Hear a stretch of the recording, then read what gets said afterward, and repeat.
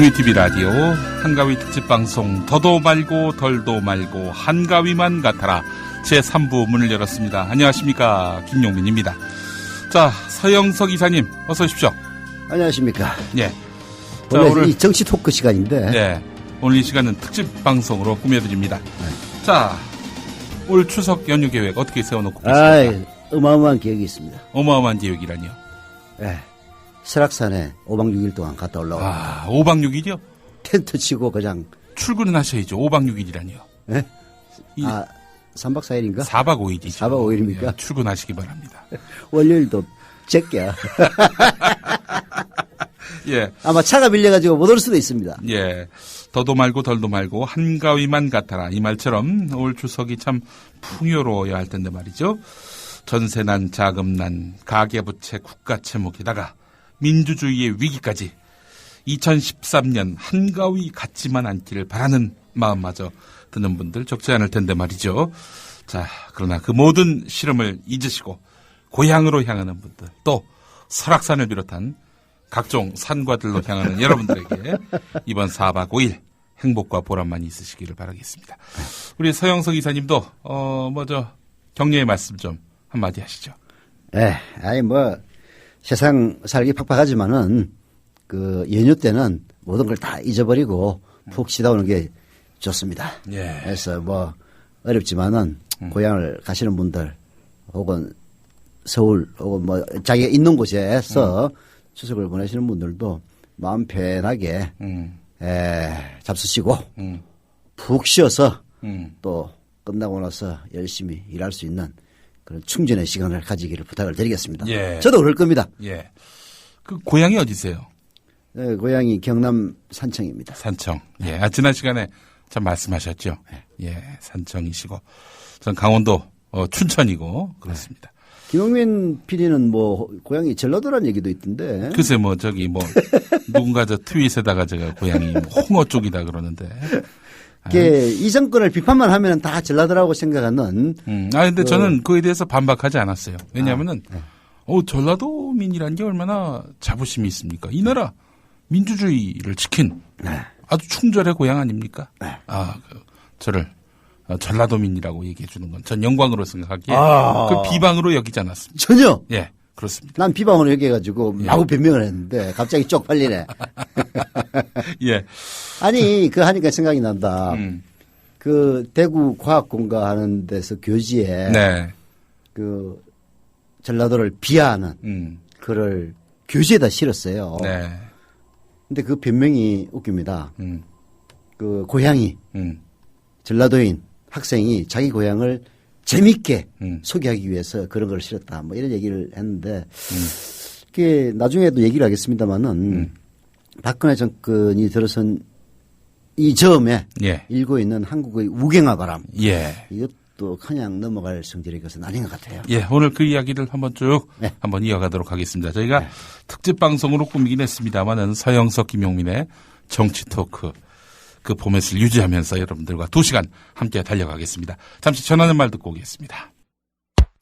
우리라이프 상조 영업사원 홍대리입니다. 우리라이프 상조는 신설 상조 회사입니다. 사장님께 국민TV에 광고자 건의했더니 저희 사장님도 국민TV 예청자시며 조합원이지만 혹 회사 세무조사 받고 탄압받는 거 아니냐며 은근히 걱정이십니다. 그래서 영업사원인 제가 제 돈으로 광고하고 우리라이프 상조를 알리려 나왔습니다. 지금 가입하시면 회원님이 나입하신 소중한 납입금의 10%를 매달 국민TV의 발전을 위해 후원하겠습니다. 1600-3267 1600-3267 우리라이프 상조 제가 쏠 수 있도록 부탁드립니다. 감사합니다. 국민TV를 후원하는 새로운 방법 어렵지 않습니다. 우리라이프 상조를 찾아주세요.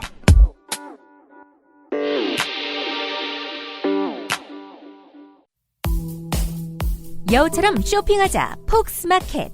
국내 최저가 판매 나노 금칫솔. 오픈마켓 최저가보다도 더 싸다. 국민의 48%가 살 때까지 단돈 1만 원에 무조건 무료 택배로 드립니다. 치약의 혁명 N47 플라즈마 치약. 기면활성제, 방부제, 사카린을 전혀 사용하지 않았습니다. 일반 치과 판매가보다 무려 70% 저렴하게 드립니다. 국민TV와 함께하는 참 좋은 쇼핑몰 폭스마켓. 문의는 1566-5476. 검색창에 폭스마켓을 입력하세요. 폭스마켓.co.kr. 네. 2013년 국민TV 라디오 한가위 특집 방송입니다. 더도 말고 덜도 말고 한가위만 같아라 제3부. 네. 이 시각 교통 상황부터 짚고 가도록 하겠습니다. 지금 이 자리에 이쁜이 깔때기 리포터 나와 계십니다. 어서 오십시오. 네, 안녕하세요. 네. 진짜 이쁘지요? 네. 네. 제 눈에는 다 이쁘 보입니다. 감사합니다. 나이 들어보세요. 이렇게 여쭙는 게 아니었습니다. 설악산에 같이 데리고 가고 싶었습니까? 설악산이요? 예. 아니, 뭐, 같이 데리고 싶은 생각이 굴뚝 같죠. 근데, 사실, 설악산은 제가 주로 혼자 가는데, 혼자 가는 이유는 딱 하나입니다. 예. 제 강양군을 발을 맞출 만한 남자와 여자가 없습니다. 네. 남녀를 불문하고. 우리. 찝법을 쓰시나 보네요. 예. 우리 이쁜이 깔때기 리포터는. 네. 서영석 이사 같은 분이 같이 가자라고 하면 같이 가시겠습니까? 두 말 안고 가죠. 진짜? 네, 두 말 안고 가죠. 오! 정말이에요. 해볼 걸 그랬네. 근데 괜히. 제가 축지법을 못 써가지고, 되게 아쉽네요. 네. 그렇습니다. 돈을 잘 써요. 뭔가 아시는구나. 돈을 잘 쓰는 사람을 좋아하시는 것 저 같아요. 돈 잘 쓰는 남자 엄청 좋아합니다. 무지하게 잘 써요. 근데, 네. 돈이 없어요, 요즘은. 근데 우리 서 이사님이 문제가 이 현금만 쓰십니다. 현금, 무슨 곡절이 있길래 카드는 절대 안 쓰시더라고요. 그러니까 예, 알겠습니다. 모모 의원도 예. 반드시 이 국권 화폐만 있었습니다. 국권 앞에. 네. 10,000원짜리 국권. 그 시공사의 그 전재국 사장도 네. 뭐 국권 앞에만 나눠줬다는 뭐 그런 얘기도 근데 있는데. 국권이 지금도 네, 지금 그럼요. 있나요? 전혀 문제 없습니다. 예, 지금 써도 문제는 없지만 네, 이상한 눈으로 바라봅니다, 네, 사람들이. 발견하기가 쉽지가 않은데. 예. 저는 과거에 네. 권모 의원으로부터 충지를 받을 때 예. 봉투에 이런 얘기 해도 되나? 예. 아니, 권모 의원이라고 하셨습니다. 예. 권노갑이라고 안 했어요. 봉투에 전지를 주실 때 무지하게 두꺼워요. 예. 그러면 이제 요즘은 이제 그런 나쁜 기자들이 없습니다. 예. 근데 제가 젊었을 때는 그런 나쁜 기자들이 많았어요. 예. 저도 그 중에 한 명이었고. 예. 그런 돈을 받으면은 바로 화장실을 가가지고 확인을 해봅니다. 네. 갑자기 건노갑 위원이 한번 출몰을 하고 나면은 화장실 이제 실명 밝히셨네요. 뭐 돌아가신 김윤환 의원도 마찬가지예요. 예. 허주. 예. 그렇죠. 갑자기 화장실이 붐입니다. 네. 그래서 가보면은 어마어마하게 두꺼워요. 근데 열어보면은 예. 10,000원짜리 이 낡은 화폐 있지 않습니까? 그걸로 넣었기 때문에 예. 두께에 비해서 액수는 적었습니다. 예. 알겠습니다. 자, 교통정보를 기다리시는 분들 많이 계신데 말이죠. 자, 우리 이쁜이 깔때기 리포터. 자, 지금 교통 상황 어떻게 12시 시작하실 때보다 많이 좀 안 좋아졌죠? 네, 조금씩 늘고 있는데요. 내일 오전 귀성길 교통이 가장 많을 것으로 예상되지만 본격적인 귀성 정책 오늘부터 시작이 됐습니다. 평소 주말보다 조금 더 많은 교통량 43만 대가량의 차량들이 서울요금소를 빠져나갈 것으로 예상을 하고 있는데요. 이미 26만 대가량의 차량들이 수도권을 벗어났습니다. 그런 가운데 수도권으로 진입하는 차량들도 19만 대가량 정도가 되고 있는데요. 경부고속도로 서울 쪽으로 사고 때문에 어려운 구간이 생겼습니다. 전 시간대 수원 진출 램프 1차로에서 대형 트레일러가 옆으로 넘어지는 사고가 났었는데요. 지금 전차로에서 사고 처리를 하고 있어서 진출이 안 되고 있습니다. 이 때문에 동탄부터 7km 구간으로 길게 정체가 되고 있으니까 기흥 인터체인지를 우회를 하는 편이 좋겠고요. 반대 부산 쪽으로는 현재 가장 길게 밀리고 있는데 한남에서 반포, 동탄 분기점에서 남사, 다시 안성 휴게소에서 입장, 천안에서 천안 휴게소까지 총 46km 구간으로 가장 길게 밀립니다. 서해안고속도로 목포 쪽으로는 웅천터널 부근 갓길에서 승용차 관련 추돌 사고가 났었는데요. 사고 처리는 모두 됐지만 남포교 부근부터 8km 구간으로 길게 정체 남아있고 뒤쪽으로는 금천 일대와 서평택 분기점에서 서해대교, 당진 일대 그리고 서산에서 운산터널까지 22km 구간으로도 더디게 지납니다. 서해안고속도로 고속도로 목포 쪽으로 이렇게 정체가 조금씩 길어지다 보니까 특히 충청권 지나시는 분들은 국도 21호선 이용하시면 정체 구간 피해서 수월하게 이동할 수 있다는 점 참고하시면 좋겠습니다. 중부고속도로 남이 쪽도 호법분기점에서 모가, 배소에서 진천, 증평에서 오창까지 24km 구간으로 길게 밀리고 있으니까요. 역시 국도 17호선으로 우회를 하는 편이 좋겠고 남권고속도로 중에서는 남해고속도로 부산 쪽으로 정체가 시작됐는데요. 아직은 상습 정체 구간인 서김해에서 동김해, 덕천 부근으로 3km 구간에서만 밀립니다. 교통정보였습니다.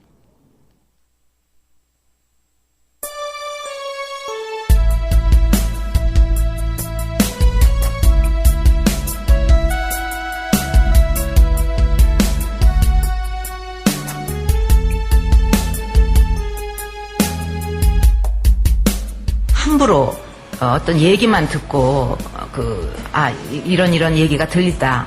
그러니까 이 사람 나쁜 사람이니까 아주 그냥 딱 이 사람은 나쁜 사람으로 이제 상대 안 한다. 이런 식으로 한다는 것은 오히려 지도자로서 문제가 있지 않겠는가. 그렇지 않은 상태에서 똑같은 얘기를 10번 하면 실체가 없는 얘기를 똑같이 10번 하면 실체가 있는 얘기가 됩니까? 그건 아니잖아요.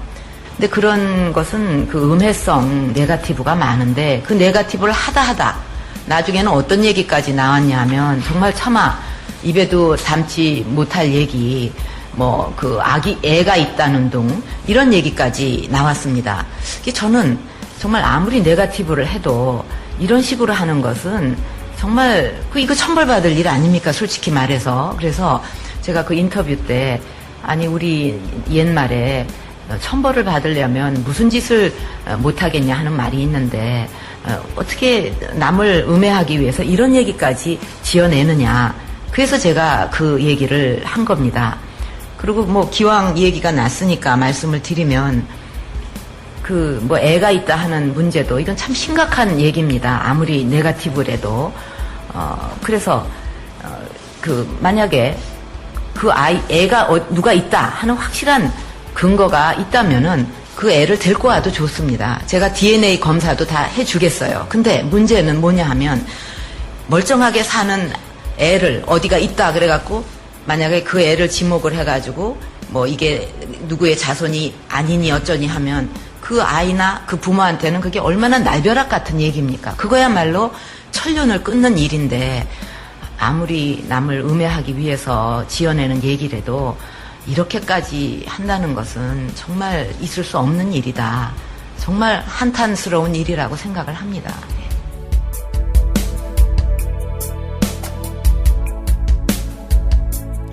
네, 정말 있을 수 없는 한탄스러운 일이 요즘 벌어지고 있네요. 방금 들으신 분 말씀처럼 말입니다. 방금 말씀하신 분이 바로 박근혜 대통령 아닙니까? 네. 그렇습니다. 어떻게 자기가 애가 있다는 얘기를 할 때는 그렇게 단호하게 말씀하시던 분이 최동욱 총장의 혼외 자식 보도에 대해서는 완전히 정반대의 입장을 취하시는 거죠. 네. 정말 이해가 안 됩니다. 천륜을 끓는다. 예. 온갖 천벌을 받는다 하던데 정말 천벌을 별로 걱정 안 하시는 것 같아요. 참나. 벼락 칠 때 조심하세요. 설령 최동욱 총장의 혼외 아들이라 할지라도 그 아이가 뭔 잘못입니까? 그 아이를 봤더니 그냥 사진까지 다 놔돌고 그건 진짜 사진을 봤는데 닮았다더라.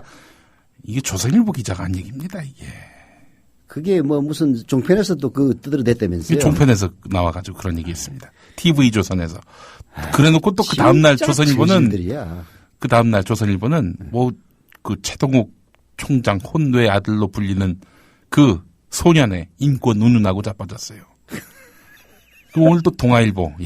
그 칼럼은 아주 우리 국민TV 라디오 오늘 그 양반 칼럼 없었으면 어떻게 방송했을까 싶을 정도에. 사방에서. 근데 난도질을 당하고도 남아요. 예. 온갖 패러디가 다 나오더만. 그 양반 보니까 말이죠. 논설위원쯤 되면은 허튼 소리 할 그런 위치는 아닐 텐데. 처음 들어본 사람이야. 최영애. 예. 글쎄 지금 논설위원이면 저보다 훨씬 후배일 건데. 예. 물론 저와 비슷하거나 오히려 선배분들도 논설위원 혹은 논설위원 실장으로 계신 분도 있습니다만은. 예. 그게 뭐 정치부에는 별로 없었던 사람인 것 같아요. 예. 아주 아마 문화부에 있었던 것 같아. 예. 소설을 썼더만. 예. 그래서 소설을 썼나? 아, 그 문화부 기자 출신들 기분 나쁘겠다. 기분 나쁘겠다. 문화부 출신. 우리 소설가 문화부 딱 하면 생각나는 사람 한 사람 있습니다. 김훈 선생. 김훈 선생. 예, 예. 한국일보 문화부 기자 출신인데 아주 뭐 카레이 노래라든지 훌륭한 예. 소설 많이 쓰지 않았습니까? 아, 진정한 문화부 기자들은요. 인문학적 소양이 풍부한 분들입니다. 그 누구보다도 냉철하게 이 사안을 제대로 헤아리는 분들이 바로 아니, 네, 그 진정한 문화부 기자들이에요. 최영애 논설위원님과는 그 친구의 논설은 입에 담기 싫어서 내 소개는 따로 안 합니다만은 예. 이게 진짜 최동욱 총장이 아무리 밉다손 치더라도 그 아이의 입을 빌려서 그런 식으로 아이의 인권을 유린하고 비아냥거리는 식의 글을 신문에 실었다는 것 자체가 그 최영애 논설위원의 수준은 물론이고 예. 동아일보의 수준이 그야말로 극악의 수준으로 떨어지다는 점을 웅변하는 것 같아서 정말 가슴이 아팠습니다. 네. 하여간 그 국정원 여직원 범죄 사실이 있는 국정원 여직원의 그 인권도 그렇게 챙기시는 우리 박근혜 대통령 각하는 왜? 아니 자기가 뭐 최동욱 총장 혼외 아들로 태어나고 싶어서 태어났어? 아, 혼외 아들인지 아닌지도 몰라요. 그러니까 아니 뭐 그 정말 DNA 검사, 100% 유전자 검사까지 받겠다고 했잖아. 100% 맞는다면은 100% 맞는다면은 맞는다 하더라도 아, 그 아이가 도대체 뭔 잘못이 있다는 거예요. 근데 박근혜 대통령의 그런 식의 아전 인수는 네. 이분뿐만이 아닙니다. 그렇죠. 지난해 4.11 총선을 앞두고 국무총리실 공직윤리지원관실 민간인 불법 사찰 네. 논란이 부각이 됐습니다. 당시 새누리당 선대위원장이었던 박근혜 대통령 불법 사찰 논란에 대해서 잘못되고 더러운 정치다라고 강도 높게 비판을 하면서 자기 자신도 피해자라는 점을 강조를 했어요. 예. 이렇게 얘기했습니다. 이것도 좀 해야 되는데 어디선가 음성을 따야 되는데 예. 국민을 보호해야 할 정부가 오히려 국민을 감시하고 사찰한 것은 있을 수 없는 일이다. 저에 대해서도 지난 정권과 이 정권 할 것 없이 모두 사찰했다는 거는 사찰했다는 언론 보도가 여러 번 있었다. 어? 이런 얘기를 했던 분이 네.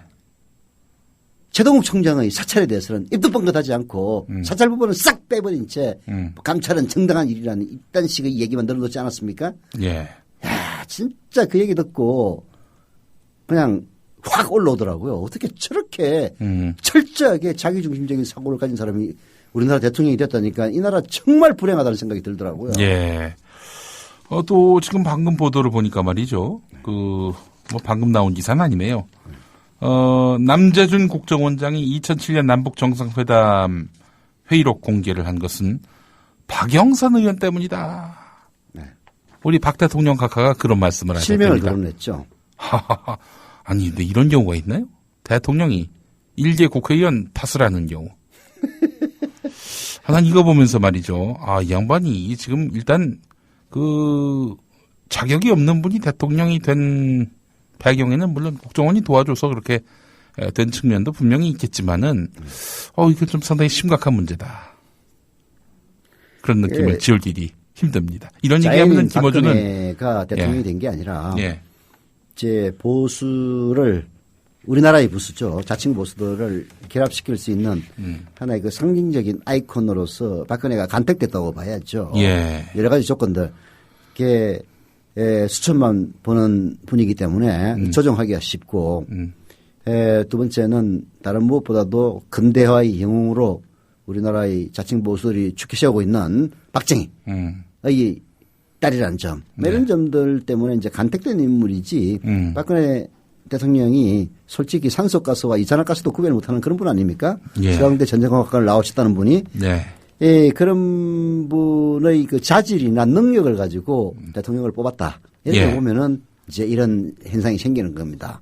어떻게 저럴 수가라고 하는 것은 이 사람이 대통령 자격이 있느냐 없느냐를 기준으로 해가지고 대통령을 뽑았을 때의 일이고 이거는 그야말로 진영 논리적으로 하나의 상징으로서 뽑았기 때문에 이제 그런 말하자면 현실과 이상과의 괴리 현상이 이제 발생하는 거다. 예. 그렇게 보는 거죠. 아까 그 박영선 의원 때문에 남재준의 그 대화를 공개가 있었다. 그리고 그것은 적법한 일이었다. 이렇게 이제 박근혜 대통령이 얘기하지 않았습니까? 예. 그래서 박영선 의원이 반박을 했어요. 예. 반박을 했습니다. 소개 좀 해드릴까요? 예. 난 이제 이걸 보고, 야, 이 박근혜 대통령이 박영선 의원을 키워주려고 하는 일이 아니냐.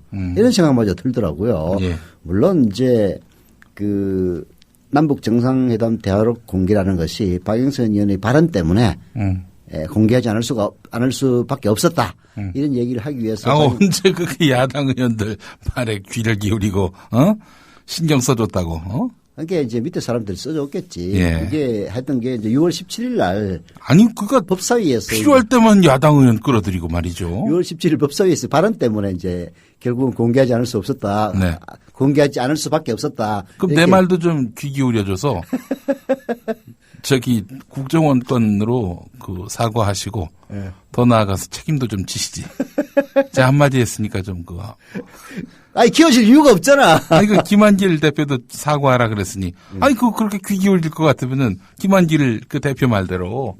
뭐 박영선 의원처럼 뭐 법사위원장이긴 하지만 일개 의원의 말보다는 그래도 대표의 말이 더 비중 있지 않습니까? 김한길 대표 말대로 사과하고 책임지고. 그러지. 그 말은 또 무시하고 박영선 말 한마디에 딱 그 워딩 하나에 그렇게 소원을 들어줬어. 아이고. 그때 참. 이제 이런 6월 17일 날 이제 법사위가 있었는데 그때 새누리당 간사인 권성동 의원이 말을 좀 잘못했어요. 예. 이렇게 얘기를 합니다. 이게 원세훈이하고 자기들하고 관계없다는 얘기를 하기 위해서 이제 얘기를 했는데 원세훈이는 대선 때 우리 편이 아니었다. NLL 사건 회의록을 공개하라고 우리가 그토록 요구하고 직무유기로 고발까지 하고 해임 계량까지 냈음에도 불구하고 결국은 공개를 안 했다. 그것만 했으면. 아니, 국정원장이 여당 편을 들면 그 난리가 나는 거지. 결과적으로 또 그 여당 편 들어가지고 지금 이 사단이 나는 거 아닙니까? 아니, 말은 그렇게 했어요. 그것만 했으면 우리는 처음부터 쉽게 이길 수가 있었다. 즉, 원세훈이가 진짜 도와주려고 마음먹었으면 우리 쉽게 이겼는데 원세훈이가 우리를 안 도와줘가지고 어렵게 이겼다. 그러니 원세훈하고 관계없다. 이 얘기를 하기 위해서 이제 이런 얘기를 한 거예요. 근데 이 말 자체가 정말 웃기는 얘기 아닙니까? 한마디로 그렇지. 말이 안 예. 되는 얘기죠. 예. 그래서 이제 박영선 의원이 예. 그 반박을 한 거예요. 예. 박영선 오늘 질의 내용 중에 NLL 관련해서 원세훈이가 우리 편이 아니었다. 그걸 안 깠기 때문에 그렇다. 이런 발언들이 많이 있었는데 저희 당에 들어온 국정원으로부터의 제보는 국정원에 두 가지 시나리오가 있었다는 거다. 원세훈이는 대화력을 까지 않고 대신 검찰이 까라.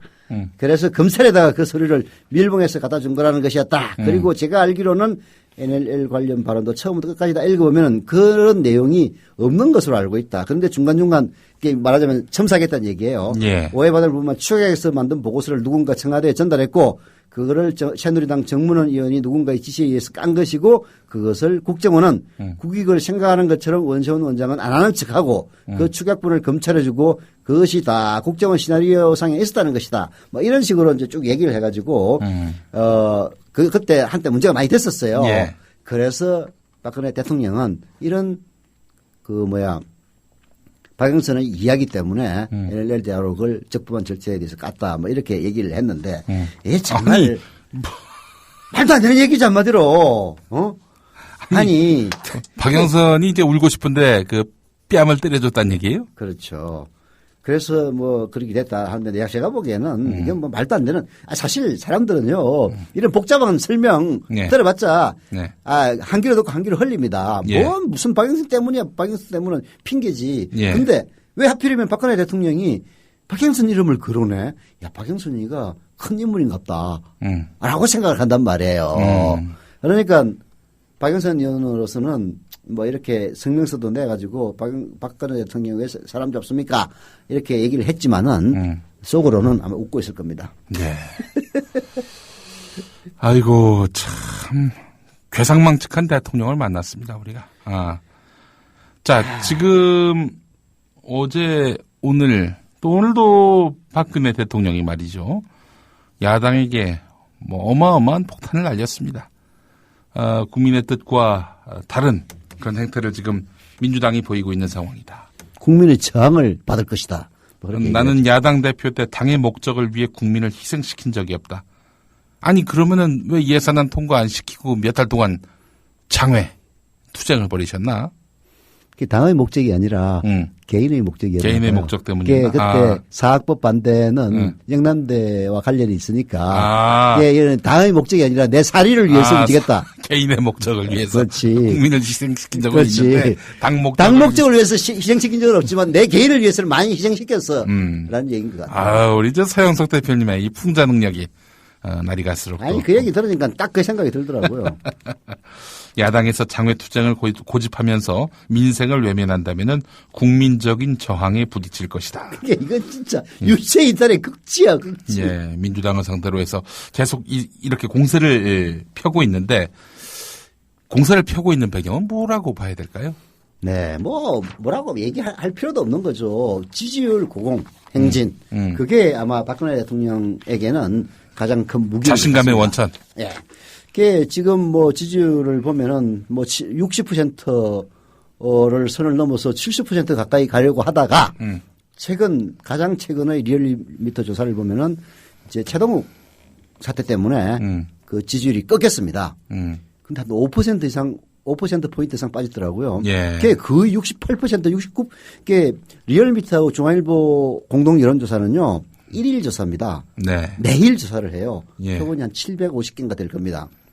그렇게 해서 매일 조사를 해서 그걸 종합해가지고 발표를 합니다. 예. 근데 박근혜 대통령의 지지율이 지난주에는 예를 들어서 월, 화, 수에는 67, 68, 69 이런 식으로 치솟았다가 최동욱 사태가 일어나면서 이게 64%까지 떨어졌다 이런 얘기를 하더라고요. 근데 떨어지든 말았든 간에 사실 그 역대 대통령 중에서 임기 6개월 만에 박근혜 대통령과 같은 지지율을 보인 사람은 딱 한 사람 있습니다. 김영삼 대통령. 김영삼만 예. 취임 후에 6개월 아마 그때 김영삼 대통령 지지율은 80% 가까이 됐을 거예요. 예. 근데 그럴 수밖에 없었던 것이 그때 하나의 척결이라든지 금융실명제도 조금 더 있었던 것 같은데 그다음에 율곡비리 감사를 통해서 노태우 정권을 아주 작살을 냈고 하나의를 척결하고 하면서 아주 지지가 그냥 급등을 했었죠. 근데 그 김영삼이도 말년에 가가지고는 아주 작살이 나지 않았습니까? 예. 그때 최악의 지지율을 기록했었죠. 예. 김현철 비리 때는. 예. 근데 어떻든 거기에 비치지는 못하지만은 60% 이상 거의 70%에 근접하는 지지율이라는 것은 예. 사실은 그 이후 김대중 그다음에 노무현 이명박 세 대통령도 취임 후 6개월에 이만한 지지율을 갖지는 못했습니다. 예. 오히려 확 떨어졌죠. 예.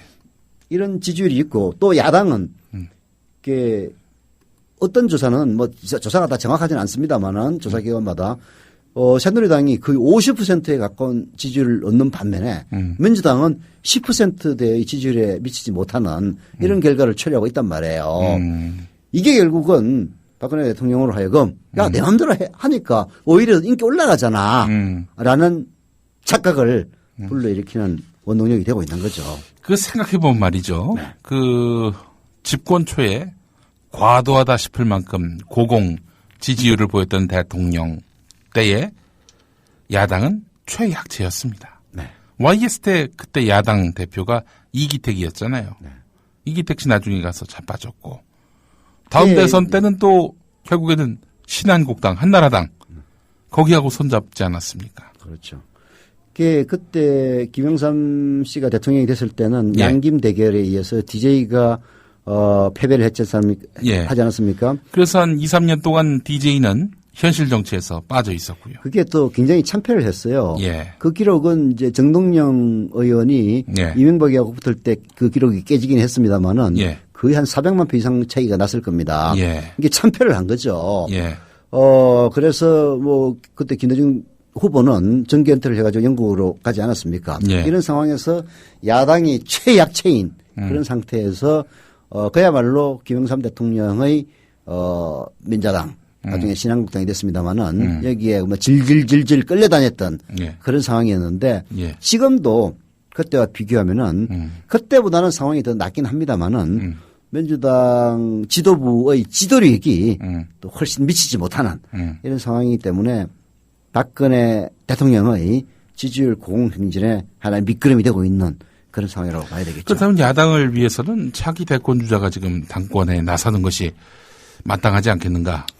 사실 지금 안철수 신당이 나오지도 않았는데 뜨고 있는 이유는 안철수가 다음 주자이기 때문에 그렇기 때문에 안철수 신당이 힘을 얻고 있는 거 아닙니까? 민주당이 힘이 없는 이유가 그런 거 아닌가요? 그런데 이게 참 미묘한 점이 있어요. 예. 이게 사실 이제 그렇게 얘기하면은 문재인 의원이 이제 그 대상인데요. 네. 문재인 의원에 대해서 민주당 내부에서뿐만이 아니라 민주당의 지지층에도 일종의 이중적인 시선이 존재를 합니다. 이게 야당의 대권 후보로서 48%를 얻었던 그런 사람에 대한 존중심이 있는가 하면은 반대로 호남을 홀대했던 노무현 대통령의 후계자라는 점에 대한 일종의 반발 심리, 애와 정이 교차되는 그런 상황이죠. 예. 반면에 안철수 의원 같은 경우에는 뭐 출신은 영남이지만은 노무현 대통령과는 아무런 관련이 없었던 그런 사람 아닙니까? 예. 그래서 사실 이제 야당의 지지층은요, 평시에는 결국은 그 밑바탕에 호남의 지지율이 존재를 합니다. 호남의 기본 지지를 업은 상태에서 다른 지지층을 이제 끌어안아야만이 일정하게 나오는 건데요. 호남에서는 여전히 안철수 의원을 선호하는 그 안철수 의원의 인기가 문재인 의원보다 훨씬 높습니다. 예. 이게 이제 민주당 내부에서 문재인 의원이 초창기에 앞서 나갈 수 없는 그런 원인으로 이제 작용을 하는데요. 게다가 지금 김한길 의원 같은 경우에는 김한길 대표 같은 경우는 임기가 또 있습니다. 2년 임기예요. 그래서 지방선거 지날 때. 예, 지방선거까지 특별한 하자 없이 이 지도부를 바꿀 수는 없는 거죠. 그래서 사람들은 이제 올 10월의 재보선에서 지금 하자가 없는 겁니까? 지금 상태가 하자가 없는 건가요? 이제 지도력이 뭐라고 그럴까 부족하다. 해서 야당을 제대로 이끌지 못한다. 이런 비난을 할 수 있지만은 그렇다고 결정적인 잘못을 범할 수 있는 전투를 벌인 적은 없지 않습니까? 예. 그러니까 항상 선거 때 이제 책임론이, 인책론이 이제 등장하게 되는 거거든요. 이제 큰 전쟁, 뭐 소소한 전투에서 계속 지더라도 큰 전쟁에서 져야만 물러날 수 있는 그런 구조다. 이런 말씀이시군요. 아니죠. 작은 전쟁에서 저도 물러날 수는 있는데 예. 지금 선거 없이 인책이 되는 경우는 극히 드물어요. 그래서 뭐 예를 들어서 뭐 재보선에서 참패를 했다든지 아니면 지방선거에서 참패를 했다든지 보통 그럴 때 지도부가 바뀌는 거거든요. 네. 그래서 김한길 대표가 지금 이제 좋아하는 사람과 좋아하지 않는 사람의 이제 선호가 엇갈리기 때문에 그런 얘기가 생기는데요. 뭐 나름대로 뭐 노숙투쟁을 통해서 혹은 영수회담, 여야 영수회담 하는 것 자체도 야당 대표로서 그렇게 나쁜 건 아니거든요. 이런 걸 통해서 나름대로 역할을 하고 있다고 보기 때문에 갑자기 김한길 너 물러나 본인이 물러나지 않은 바에 너 물러나라 이렇게 할 수는 없는 거라고요. 근데 이제 결국은 이번 지방선거에서 지방선거 아니지. 10월은 재보선이죠. 재보선에서 만약에 안철수 신당이 뭔가 후보를 내고 민주당이 특히 호남 지역이라든지 이런 지역에서 참패를 해버린다면은 이제 다시 인책론이 대두되지 않을 수가 없겠죠. 민주당은 이래도 그렇고 저래도 그렇고 쉽게 이 문제를 풀어나갈 그런 환경은 정말 잘 오지 않는 거죠. 참 답보 상태입니다. 이래저래 말이죠. 뭐 지금 그 어느 때보다도 강력한 야당성을 보여주겠다 이렇게 다짐하고는 있지만 뭐 그렇게 딱히 그러니까 야당성을 못 보여주기 때문에 민주당의 지지도가 항상 낮은 거예요. 새누리당은 뭐 심지어는 50% 이상의 지지를 보이는 그런 여론조사도 보일 정도로 어느 나라 국민들한테 조사했는지 모르겠어요. 물론 이제 여론조사의 기법상 문제가 많다는 그런 제보들은 올라옵니다. 뭐 확인이 안 돼가지고 어느 여론조사 기관에서 그렇게 한다라고 얘기는 못 하겠는데 이게 ARS 방식으로 많이 조사를 하지 않습니까? 그러면은 띡 해가지고 박근혜 정부를 현재 잘한다고 생각하십니까? 못한다고 생각하십니까? 라는 질문에 답을 해가지고 그걸 정확하게 끊으려면은 교묘하게 말을 비틀어서 결국은 박근혜 정부를 긍정적으로 뭔가 얘기를 해야만이 끊어지도록 그런 식으로 설문을 유도해서 예. 사람들로 하여금 박근혜 정권을 지지하지 않은 사람들은 에이 열받는다 중간에 끊어버리게 해서 사표로 만드는 예. 그런 수법을 동원한다 이런 이제 얘기들은 뭐 인터넷에서 올라오고 있더라고요. 예. 근데 이제 그것보다는 결국은 전반적인 우경화 현상이라고 해야 될까요? 이런 네. 점들이 우리 사회를 지배하고 있는 건 사실이고 네. 또한 선거에 이긴 박근혜 대통령이 특히 남북 관계라든지 대외적인 문제에 있어서 어느 정도 좀 민족의 자존감을 더 높이는 그런 행보를 보인 점이 있고요. 이런 것들을 제도권 언론들 특히 지상파와 종편들 그리고 보수 신문들이 적극적으로 보도해 줌으로써 국민들의 마음을 사는 이런 점들 이런 것들이 여러 가지 어우러져서 현재의 지지율을 보여주는 것이기 때문에 뭐 대외 관계를 잘했다라는 평가는 있습니다만 전 전혀 동의할 수 없고요. 그로 인해서 발생했던 남북 관계 리스크라든지 대외 관계에 있어서 지나친 미국 의존도 문제라든지 저는 도무지 점수를 줄 수 없는데 뭐 하여튼 이런 것들은 또 잘한다고들 하여튼 15개 TV 매체가 동시에 잘한다. 아니 이게 잘하는 게 돼버리는. 그러니까 이런 이런 구조가 거죠. 참 안타깝습니다. 괴벨스의 논리가 예. 지금 2013년 대한민국만큼 제대로 적용이 되고 있는 나라도 없다. 네. 이런 거죠. 한 사람이 거짓말을 하면은 거짓말하지 마. 그러지만은 네. 두 사람이 입을 맞춰서 거짓말하면 정말 그런 거야? 긴가민가 하게 되고 세 사람이 똑같이 거짓말을 하면은 맞구나 라고 여긴다는 게 괴벨스의 선전 논리 아닙니까? 그게 여러 사람이 동시에 같은 말을 하면은 그게 사실이 되고 결국에는 정의가 되는 이런 안타까운 현실 위에 어느새 또 한가위가 찾아왔습니다. 국민TV 라디오 한가위 특집 더도 말고 덜도 말고 한가위만 같아라 3부 함께하고 계신데 벌써 30분 지났습니다. 교통정보 들을 차례입니다.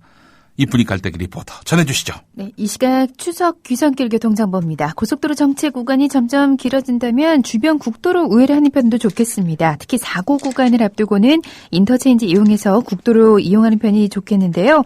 경부고속도로 서울 쪽입니다. 수원 진출 램프 1차로에서 2시간 전 대형 트레일러가 옆으로 넘어지는 사고가 났는데요. 아직도 사고 처리 중에 있습니다. 이 때문에 동탄부터 7km 구간으로 심한 정체가 되고 있으니까 오산이나 기흥 인터체인지를 우회를 한 다음 국도 1호선 이용해서 수도권으로 진입을 하는 편이 좋겠습니다. 국도 1호선도 수도권 쪽으로는 짧게 밀리고 있는데요. 터미널 사거리에서 종합운동장 사거리를 지나 북수원 인터체인지까지는 지체가 되고 있다는 점 참고하시기 바랍니다. 반대 부산 쪽으로 교통량이 부쩍 늘었는데요. 한남에서 서초, 기흥에서 남사, 안성분기점에서 입장, 천안에서 목천, 또 청원분기점에서 청원, 회덕분기점 부근으로 약 50km 구간에서 정체입니다. 더 가서 경남권 들어서는 양산분기점 부근으로도 밀리고 있는데요. 연결되는 중앙고속도로 지선 쪽으로 김해 쪽으로 양산분기점 2차로에서 사고 잔재물 처리 작업 여파라는 점 참고하시기 바랍니다. 영동고속도로와 연결되는 중부 내륙간고속도로 양평 쪽으로는 여주분기점 부근 1차로에서 승용차 관련 추돌 사고가 나서 처리 중에 있으니까 잘 살펴서 지나셔야겠고요. 반대 마산 쪽으로는 중원터널에서 충주분기점, 북충주에서 충주휴게소, 다시 조곡터널에서 장현터널, 상주에서 상주터널까지 총 34km 구간으로 길게 밀립니다. 남권고속도로 중에서는 남해고속도로 부산 쪽인데요. 축동 부근 2차로에 고장 차량 서 있어서 2km 구간으로 밀리고 있고 이후로는 서김해에서 동김해, 덕천 일대로 3km 구간에서 더디게 지나고 있습니다. 교통정보였습니다.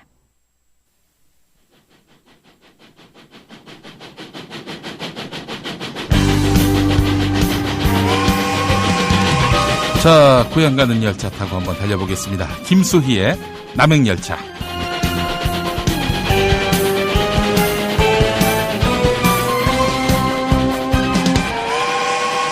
비 내리는 호남선 남행열차에 흔들리는 차창로. 온 국민의 애창곡 남행열차 함께 들어봤습니다. 이 노래 좋아하시죠? 네, 좋죠. 예. 남행은 항상 좋습니다. 남행, 예. 왜냐하면 제가 폭행에 왔거든. 산청에는 열차가 안 가잖아요.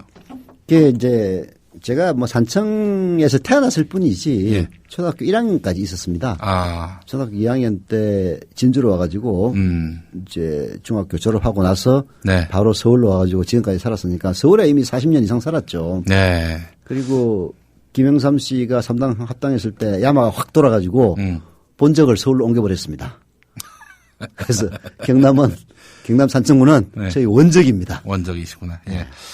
아니 그 우리 빨간당 새누리당이 빨간색 그 오늘 홍보물을 돌려가지고 서울역에서 말이죠. 이제 확실히 빨간당으로 자리를 굳혔나 보다 싶었는데 이 홍보물을 받아드니까 그 빨간색이 그런 의미의 빨간색이 아니에요. 그러면 누가 대한민국의 적을 국회에 들였습니까? 라면서 사진은 박원순, 박영선, 손학규가 함께 이정희 통합진보당 대표와 손잡는. 아니, 쥐들 당 색깔이 빨간색이면서 또 색깔론을 제기하고 있는 겁니다. 아니 근데 그걸 또 구제불능당이에요, 이 당은 진짜. 아니 이제 박근혜가 예.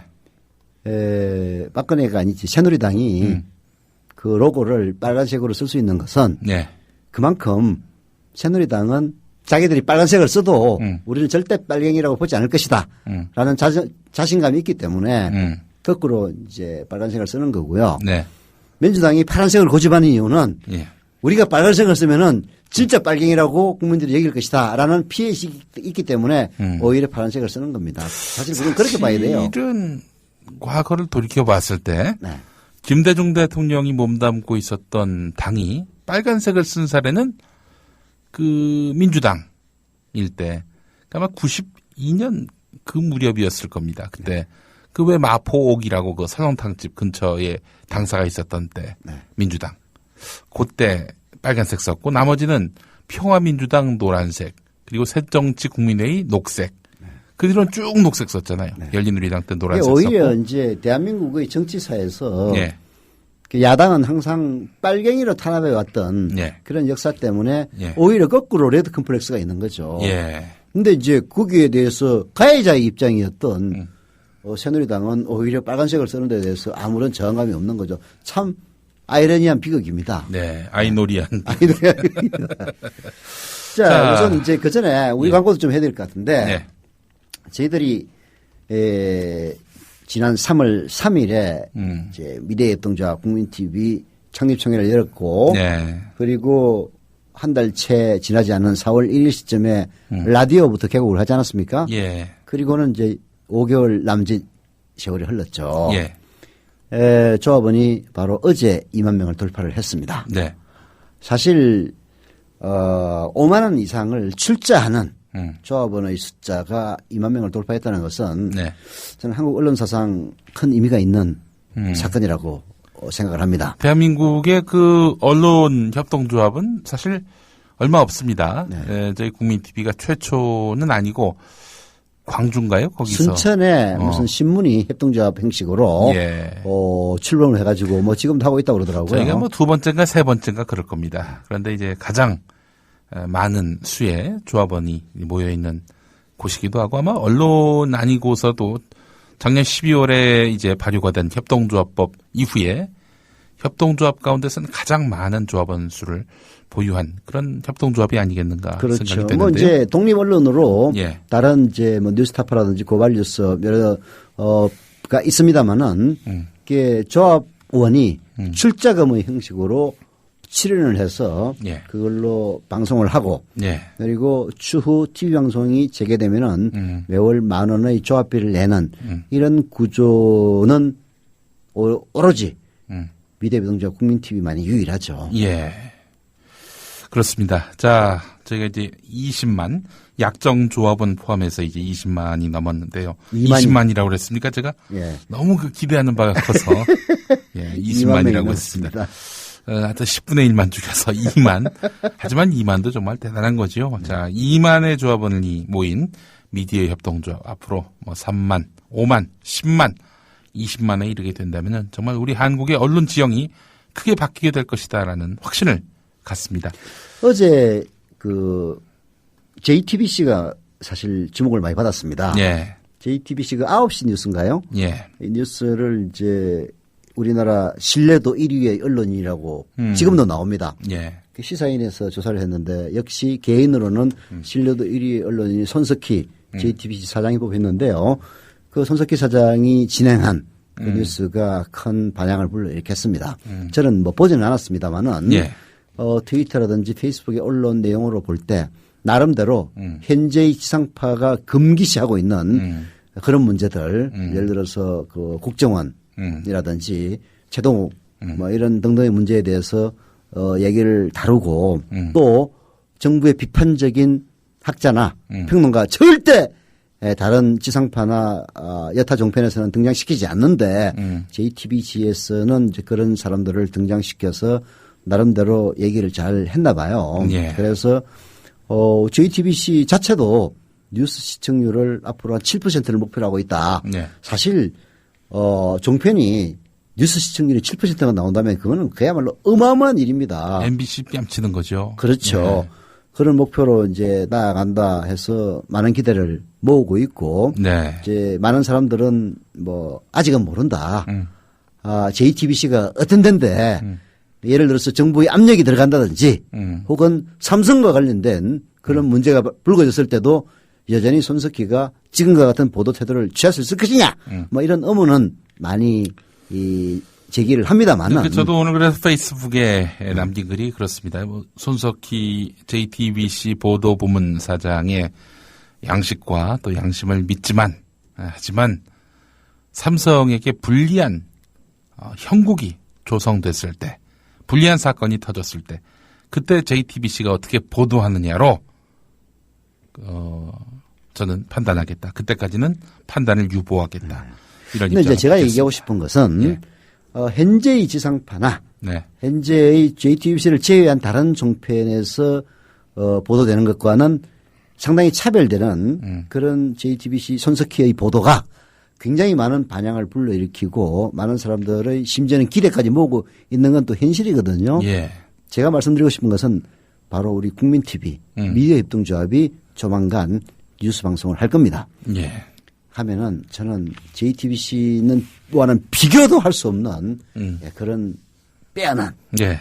그리고 중립적이면서도 사람의 속을 시원하게 해주는 방송이 무엇인지를 보여줄 수 있는 기회가 되지 않겠느냐. 그래서 네. 청취자 여러분들에게 미리 기대를 주는 얘기를 하는 겁니다. 그렇습니다. 손석희라는 한 사람의 명망에 의존하는 뉴스가 아니라 네.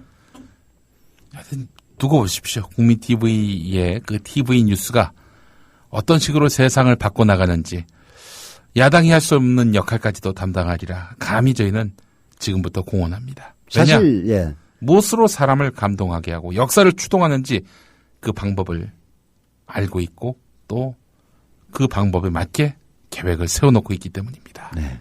사실 이제 우리 김용민 PD도 그런 얘기를 했습니다마는 사실 우리는 방송을 24시간 못 들어요. 자기 방송 준비도 해야 되고 여러 가지 또 업무에 또 시달리기도 하고 회의도 해야 되고. 전 솔직히 이번 그 휴가를 제주도로 갔다 왔는데 그 얘기를 하는 거예요. 제주도 가서 처음 국민TV 라디오를 들었어요. 하루 종일. 하루 종일. 어떻습니까? 얘기해 보세요. 야, 정말 저 놀랐어요. 네. 이 CD로 듣는 그 음질 그대로를 네. 국민TV 라디오 음악을 통해 들으니까 이 감동도 새롭고요. 이 FM 라디오보다도 훨씬 좋은 음질로 음질이 음질만 일단 좋았습니까? 그렇고요. 음질뿐만 아니라 내용도 그렇죠. 뭐 그 우리 서영석 이사의 라디오 비평을 듣는데 서영석 이사가 튀는 침이 제 귀에 꽂히는 듯한 그런 생생함. 이 음질은 그렇고요. 네. 이 방송 내용에서 오는 그런 어떤 짜릿함, 희열, 통쾌함. 정말 세상에 있는 모든 라디오를 다 갖다 줘도 바꿀 수 없는 그런 방송을 우리가 하고 있었구나. 김용민만 하고 있는 줄 알았더니 우리의 동지들, 문희정, 김효진, 또 박성재, 김희주, 그리고 정승조를 비롯한 또 많은 스태프들이 이렇게 그리고 또 지금 고생하고 이제 있구나. 인터넷 편집국의 민일성 국장을 비롯해서 예. 조아라, 김지혜 기자 예. 지금 벌써 8시 조상훈의 뉴스피드에 네. 등장하면서 여러 가지 역할을 하고 있지 않습니까? 그렇습니다. 그것만 하는 게 아닙니다. 예. 인터넷 뉴스도 하면서 예. 그 일도 하고 있는 거죠. 예.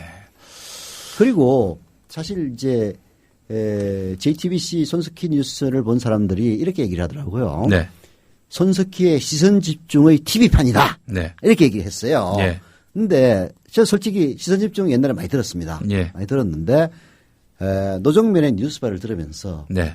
노정면의 뉴스바가 더 낫다. 라는 생각이 들더라고요. 그 이야기는 전 하지 않겠습니다. 왜냐하면 제가 제작을 하기 때문에. 아, 그래요? 예, 그럼 예. 내가 얘기해야 되겠네. 그래서, 저는 이제 사실 그 과거 출퇴근할 때 예. 뉴스 시선 집중을 굉장히 많이 들었어요. 예. 특히 이제 인터뷰 같은 경우에는 보도와도 관련이 되기 때문에 많이 들어서 그 구성이 참 재밌다. 예. 라고 생각을 했거든요. 근데 저도 예. 이게 이제 땜빵 하다가 예. 물려주고 예. 어느 날 아침 일찍 나오게 돼가지고 예. 우연히 들어봤어요. 예. 야, 시간 2시간 시간 가는 줄 모르게 다 들었어요. 네. 그래서 노정면의 뉴스와 같은 뉴스 라디오 프로그램이 예. TV와 한다면은 예. 이건 그야말로 대박 중에 대박이 될 거다 확신을 했습니다. 예, 그렇습니다. 자, 그렇기 때문에 여러분 이제 2만에서 자족할 게 아니라 3만으로 가야 하고요. 5만으로 가야 합니다. 오늘 조합원으로 또 많이 가입을 해 주시기 바라겠습니다. 그리고요. 예. 또 고향에 가시면 네. 팟빵 앱 다운로드 받아서 또 아버님부터 전부 다 깔아드리시고 또 아울러 조합원 가입도 이렇게 부탁을 드리면은 또 감사할 것 같고요. 자, 그리고 또 저희 국민TV에 뜻 있는 조합원분들이 이번 설 연휴랍니다. 추석 연휴. 추석 연휴. 한가위. 추석 연휴를 맞아서 경부고속도로 만남의 광장 그리고 또 중부고속도로 동서울 만남의 광장에 나가서 저희 국민TV 라디오 샘플 CD를 또 나눠드립니다. 네, 저희 조합원들이 자원봉사로 이루어집니다. 예. 언제냐면요. 바로 오늘 그리고 내일 이렇게 경부고속도로 서울 만남의 광장 휴게소 부산 방향 그리고 중부고속도로 하남 만남의 광장 여기서 국민TV CD를 배포 중입니다. 그래서 여러분들이 또 많이 또 가져가 주시고 또 들어주시면서 아울러 조합원에 가입을 해 주신다면 국민TV의 운동은 이제 위력 있는 정치 변혁과 언론 변혁의 그런 하나의 힘이 될 것입니다. 그리고요. 요즘 이제 방송 들으면 중간중간에 광고 많이 나오는 거 들으실 겁니다. 예. 이게 다 조합원 광고예요. 조합원 광고. 근데 이게 뭐 누구라고 제가 얘기는 안 하겠습니다만은 그 광고를 하시는 분들의 얘기가 대부분이 다른 지상파 라디오에 광고했던 것보다도 훨씬 더 효과가 있다. 네. 얘기를 합니다. 예. 왜 그러느냐? 예. 바로 조합이기 때문에 가능한 일이에요. 그렇습니다. 광고를 하는 주체도 조합원이고 예. 그 광고를 듣고 물건을 사는 주체도 조합원이고 예. 또 조합원이 아닌 청취자들 가운데서는 제가 형편이 안 돼가지고 조합에 가입은 못하고 있지만은 내가 필요한 물건을 살 때는 기왕이면은 조합에서 광고하는 물건을 사자 이런 게 있나 봐요. 그래서 그 광고를 우리가 접하면서 이 광고를 접하면서 이 광고 과연 믿을 수 있겠는가라는 생각이 드는 이유는 상대방을 100% 못 믿기 때문입니다. 하지만 우리 미디어 협동조합 국민TV 라디오 광고를 믿는 분들이 많기 때문에 광고 효과가 그만큼 그렇죠. 있는 거 아니겠습니까? 만약에 조합원끼리 이제 조합원을 가장해서 뭐 조합에 누구나 가입할 수 있으니까 예. 불량 제품을 판다면은 예. 그야말로 조합에서 퇴출되죠. 예, 그렇습니다. 서로의 어떤 신용으로 다져진 그런 관계가 형성되기 때문에 이런 실험도 상당히 유의미하다고 봅니다. 지금 벌써 예. 이 월 광고료가 상당한 수준으로 올라가 있습니다. 그래서 올해 중으로는 이 국민TV 라디오의 제작 경비를 광고로 다 뽑을 수 있는 그 수준까지 한번 올라가 보려고 그러는데요. 네. 효과 있는 광고 국민TV 사무국으로 신청해 주시면 됩니다. 예. 광고는 라이브 생방송 광고가 있고요. 팟캐스트 광고가 따로 있습니다. 예. 팟캐스트 광고 가격은 좀 비싼데요. 그것은 다운로드 횟수가 많기 때문에 그렇습니다. 예. 일반 라이브 광고는 간단해요. 그게 2만 원입니다. 1회에. 굉장히 쌉니다. 예. 그다음에 진행자가 직접 불러주는 멘트 광고는 3만 원이고요. 네. 그래서 국민TV 라디오 사무국으로 국민TV 사무국으로 연락을 주시면은 저희들이 특히 또 성우들을 동원해서 광고를 제작해 드립니다. 예.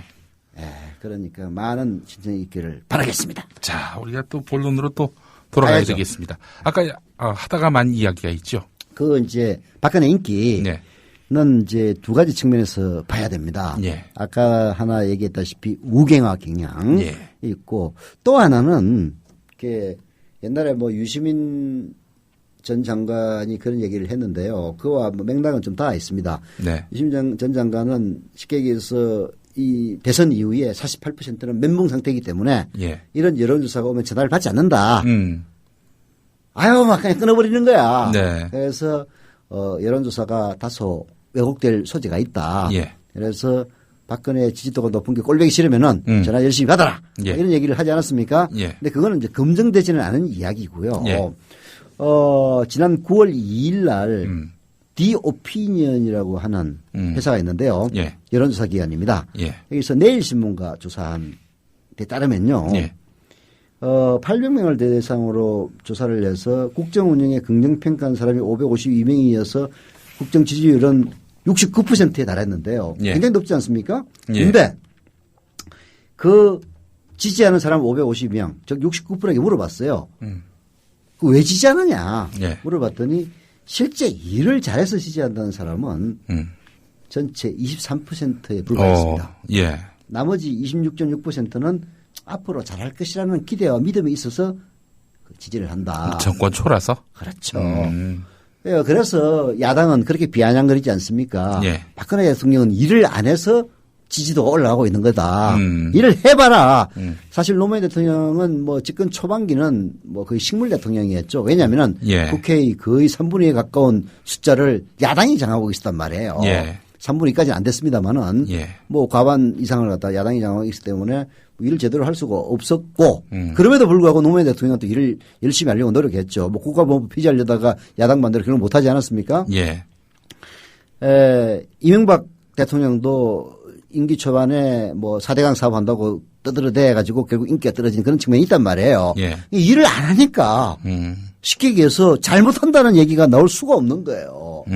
그래서 이제 그런 점이 있다. 예. 라는 건데 이제 이런 거는 결국은 일을 본격적으로 했을 때 지지도가 급락할 수 있는 것이고 그 리얼미터 조사에서처럼 최동욱 사태 때문에 69%에 도달했던 지지율이 하루 이틀 사이에 64%까지 떨어졌다.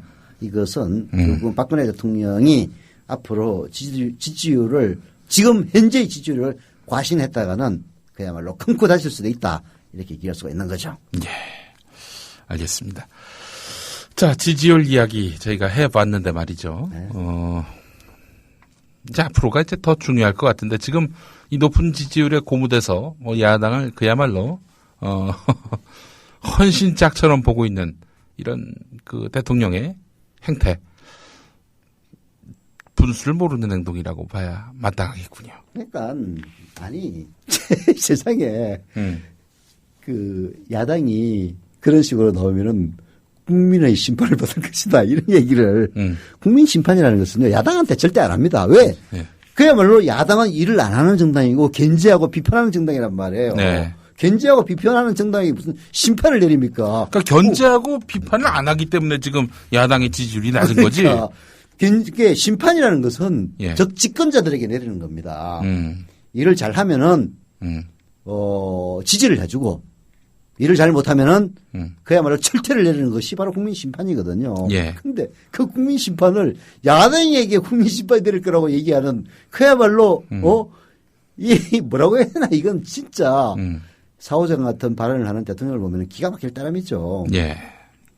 근데 이제 이번 그 3자 회담이죠. 예. 박근혜 대통령이 국회를 방문해서 황우여 새누리당 대표와 김한길 대표를 만난 이 3자 회담. 예.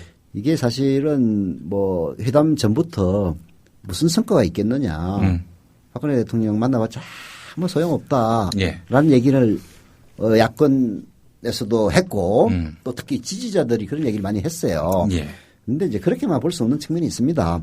밟히고 그야말로 만신창이를 당하더라도 예. 회담을 하고 나서 당해야지 예. 안 하고 당하면은 대화도 안 하느냐 이런 식의 또 비판을 벗어날 수가 없단 말이에요. 예.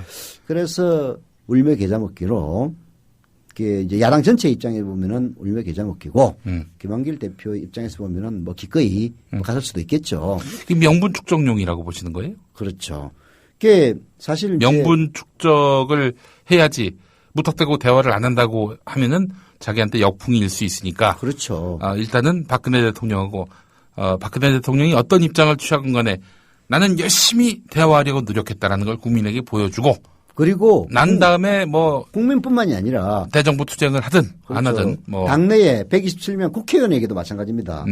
아니 박근혜 대통령이야 뭐 감찰하고 사찰하고 초지고 하니까 말을 듣지만은 예. 김한길 대표 말을 누가 듣겠습니까? 예. 지 마음대로 하면은 예. 그게 이렇게 짓밟히고 쉽게 얘기해서 가가지고 청와대 가서 완전히 그야말로 내팽개 치다시피 이렇게 당하고 와야 그래 우리 참 국회 들어가고 싶은 생각이 굴뚝 같지만은 네. 그래도 장애 투쟁을 계속 해야 되겠다 이런 투쟁의 동력이 생기는 겁니다. 이게 뭐 말하자면은 김한길 대표가 뭐 대권 주자도 아니고 또 미래가 또 이렇게 보이는 정치인도 아니고 하는 상황에서 리더십을 발휘하려면은 결국에는 연민 리더십이 연민을 부르는 연민이 아니라 연민을 부르는 리더십. 근데 그 효과가 슬프네. 있었어요. 그게 신경민 최고위원이 이런 얘기를 했습니다. 라디오 나가서 한 얘기인데요. 그동안 우리는 즉 민주당은 대통령은 괜찮은데 주변에 있는 인간들이 그야말로 감언이설로 인언장막을 쳐가지고 대통령이 국정원 사태라든지 이런 문제에 대해서 진상을 파악하지 못해가지고 난 책임 없다라고 얘기하는 줄 알았다 이거예요. 그런데 이번에 김한길 대표하고 얘기하는 걸 딱 보니까 이거는 주변 사람이 원인이 아니다. 박근혜가 바로 그 주범이다. 이런 얘기를 했어요. 그 멘트가 있습니다. 들어보시죠. 한번 신경민 최고위원의 멘트 들어보겠습니다. 막상 대화를 했는데 기대보다도 훨씬 나빴다라는 것이 저희들의 총평이고요. 네. 되게 어떤 사람이든지 특히 중요한 정치 지도자가 되면은요, 팩트와 상황을 어떻게 인식하느냐, 중경, 경중을 잘 가려서 인식을 할 수 있느냐, 그리고 그 판단을 내려야 할 거 아닙니까? 판단의 근거는 뭐냐, 네. 그리고 의사소통과 토론이 가능하냐, 이런 것이 사람과 지도자의 어떤 자질에 해당할 겁니다. 그런데 어저께 대화를 한 결과 그 사이에는 박 대통령은 잘 알고 있는데 주변 사람들이 문제가 아니냐라는 그런 얘기들이 있었거든요. 그런데 어저께 저희들 대화의 결론은 박 대통령 본인에게 이 상황 인식, 판단, 의사소통에서 모두 문제가 있는 것다라는 결론을 내리게 됐습니다. 그래서 기대보다 훨씬 나빴고요.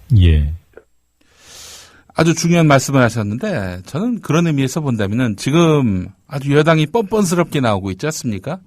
뭐 오늘 빨간색 그런 홍보물을 돌리면서 야당을 완전히 비웃고 묵살하고 심지어 김한길 대표의 노숙투쟁도 조롱하는 이런 홍보물을 뿌렸어요. 서울역에서 새누리당이. 이게 박근혜 대통령이 참모를 잘못 만나서 그런 게 아니라 박근혜 대통령의 기조가 그러하니까 그 기조 아래서 걔네들이 그렇게 하는 거예요. 그렇다고 봐야죠. 망나니 짓을 하는 겁니다. 그렇게 해서. 이게 책임이 대통령에게 있는 거예요. 대통령한테. 댓글 대처 대통령. 네, 그렇습니다. 제가 지금 얘기하는 대통령은 다 대통령입니다. 이게 이제 그 김한길 대표 입장에서 보면은 이제 강경 투쟁을 하려면은 사람들이 따라와야 될 것 아닙니까? 그러니까 이런 식으로 짓밟혀야만이 강경 투쟁의 기조를 유지할 수가 있는 거죠. 그러니까 아까 신경민 최고위원의 얘기도 그렇지만은 그 당내에서 대표적인 유화론자로 볼 수 있는 그 김영환 의원 욕 많이 먹습니다. 김영환. 새누리당으로 가라. 그런 얘기를 많이 듣는데. 틈만 나면 다 문재인 탓. 엎어져도 문재인 탓. 비가 와도 문재인 탓. 바람 불어도 문재인 탓. 근데 그 김영환 의원마저도 이제 대통령 주변에 비서실장부터 국정원 이런 데 공안 세력들이 포진하고 있지 않느냐.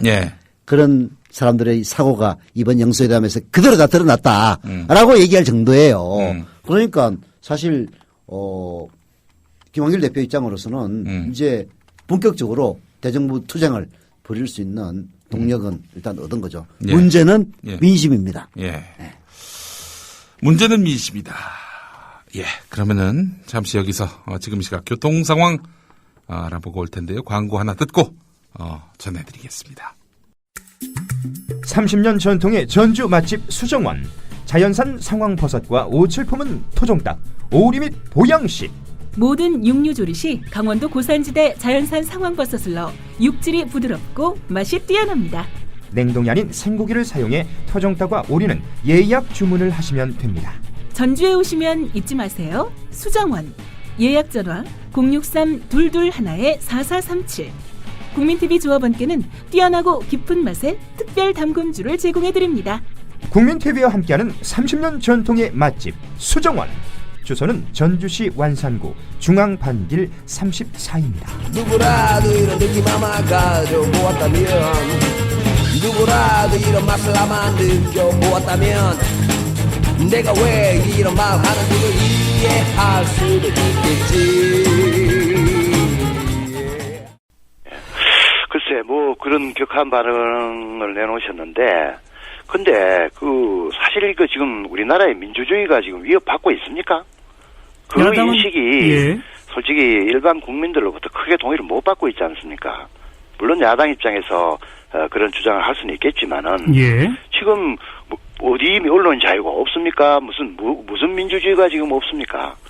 그래서 그런 인식을 격차를 보이시면은 정말 참 지금 이제 그렇게 계속해서 주장을 하시니까 지금 그 주장에 대해서 국민들이 동의를 못 하고 있으니까 민주당 지지율이 계속 떨어지고 있는 거 아니겠습니까? 이러면서 최경환 새누리당 원내대표가 한 말이 있습니다. 지금은 민주주의의 과잉이다. 과잉이다.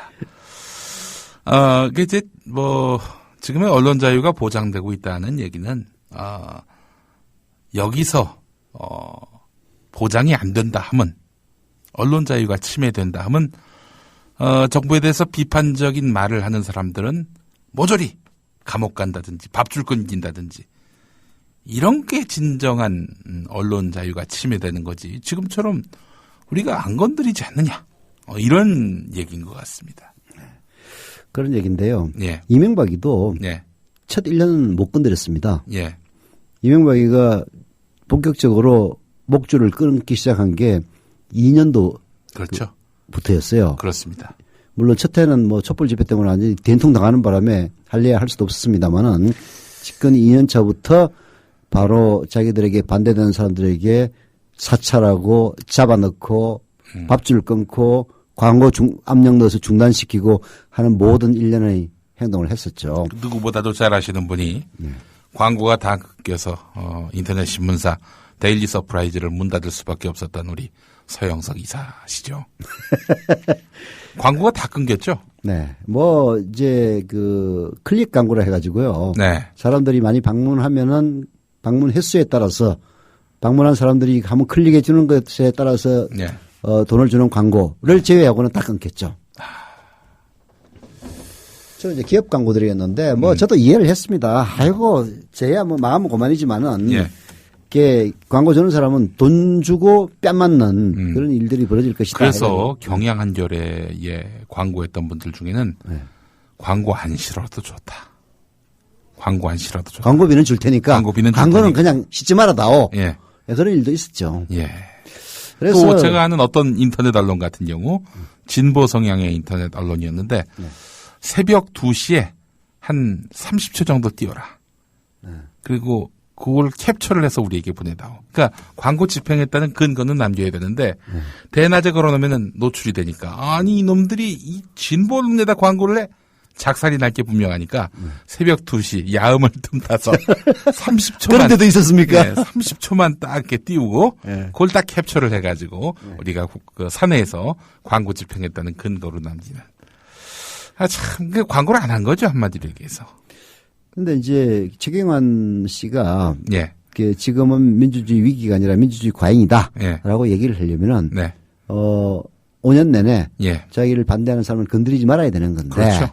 근데 사실은 최동욱 검찰총장을 쫓아내는 것, 찍어낸다는 얘기를 했는데요. 네. 이게 저는 그 첫 출발이기 때문에 민주주의 위기라고 생각을 하고 야당도 그렇게 아니 보는 겁니다. 언론인만 건드린다고 그게 언론 자유 침해는 아니죠? 그렇죠. 예. 아니 이제 사실 검찰총장 혹은 언론인들 기자 하면 우리 사회에서 그런 대로 목에 힘주고 다니는 사람들입니다. 예. 그런 사람들도 그야말로 정권에 밑보이면은 수단과 방법을 가리지 않고 뒷조사를 하고 여자 문제를 꺼내고 그런 여자 문제가 사실인지 사실이 아닌지 아무 상관없이 그대로 찍어내는데 사용되는 이런 상황이 계속된다면은 그렇게 해서 이제 그 임기가 보장되어 있는 사람들 중에서 제일 먼저 찍어낸 사람이 감사원장입니다.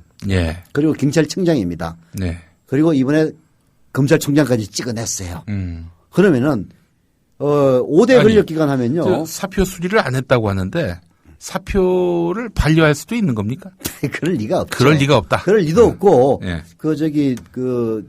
누구야 최동욱 총장이 예. 어제 16일이 어제죠? 예. 어제 중앙일보 기자에게 보낸 문자에 그게 나타났어요.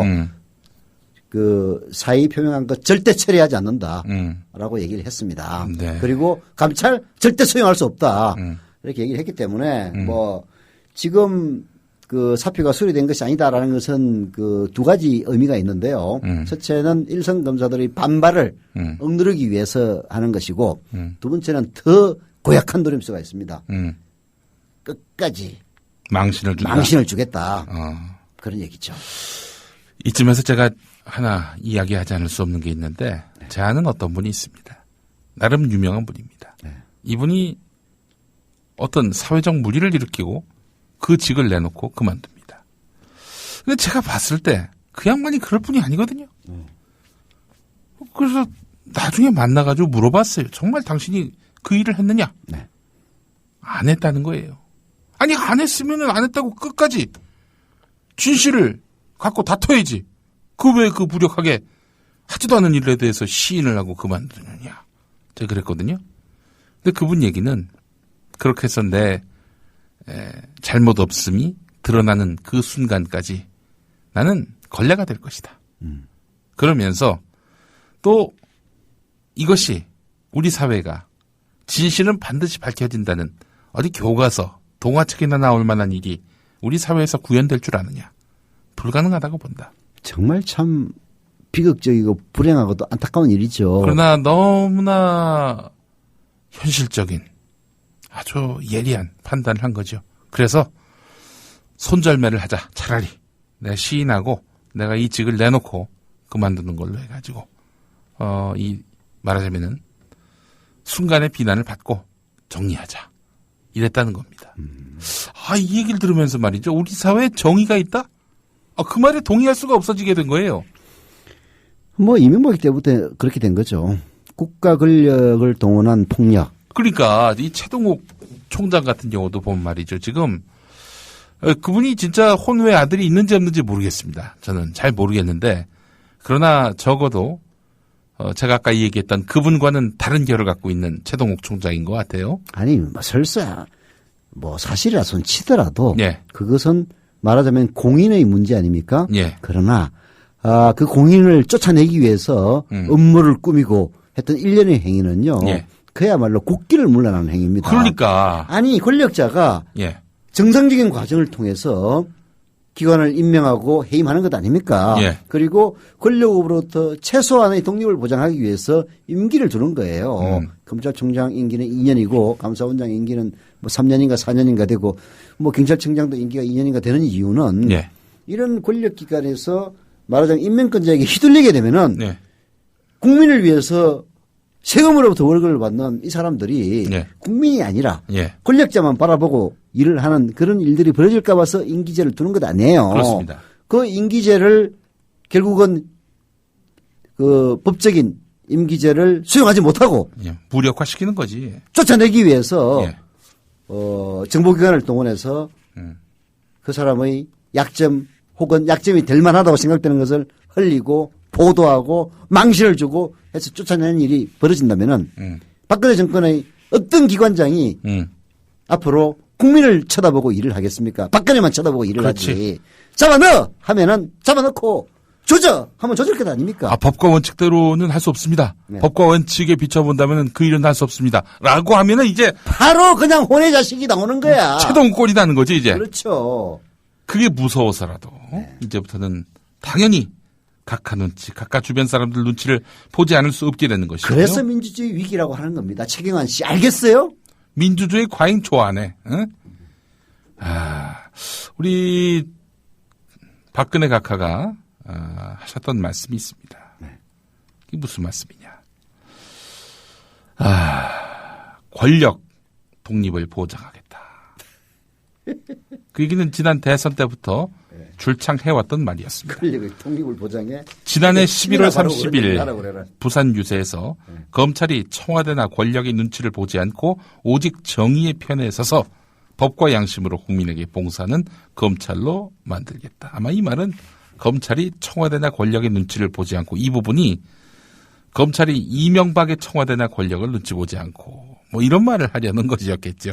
자기 때는 그것이 적용되지 않는다는 거죠. 자, 지난해 또 12월 2일에는 정치적 목적을 위해 검찰을 이용하거나 검찰의 부당한 영향력을 행사하는 일이 결코 없을 것임을 국민에게 엄숙히 약속한다. 이명박 시대의 검찰에게 한 말이겠죠. 이거는.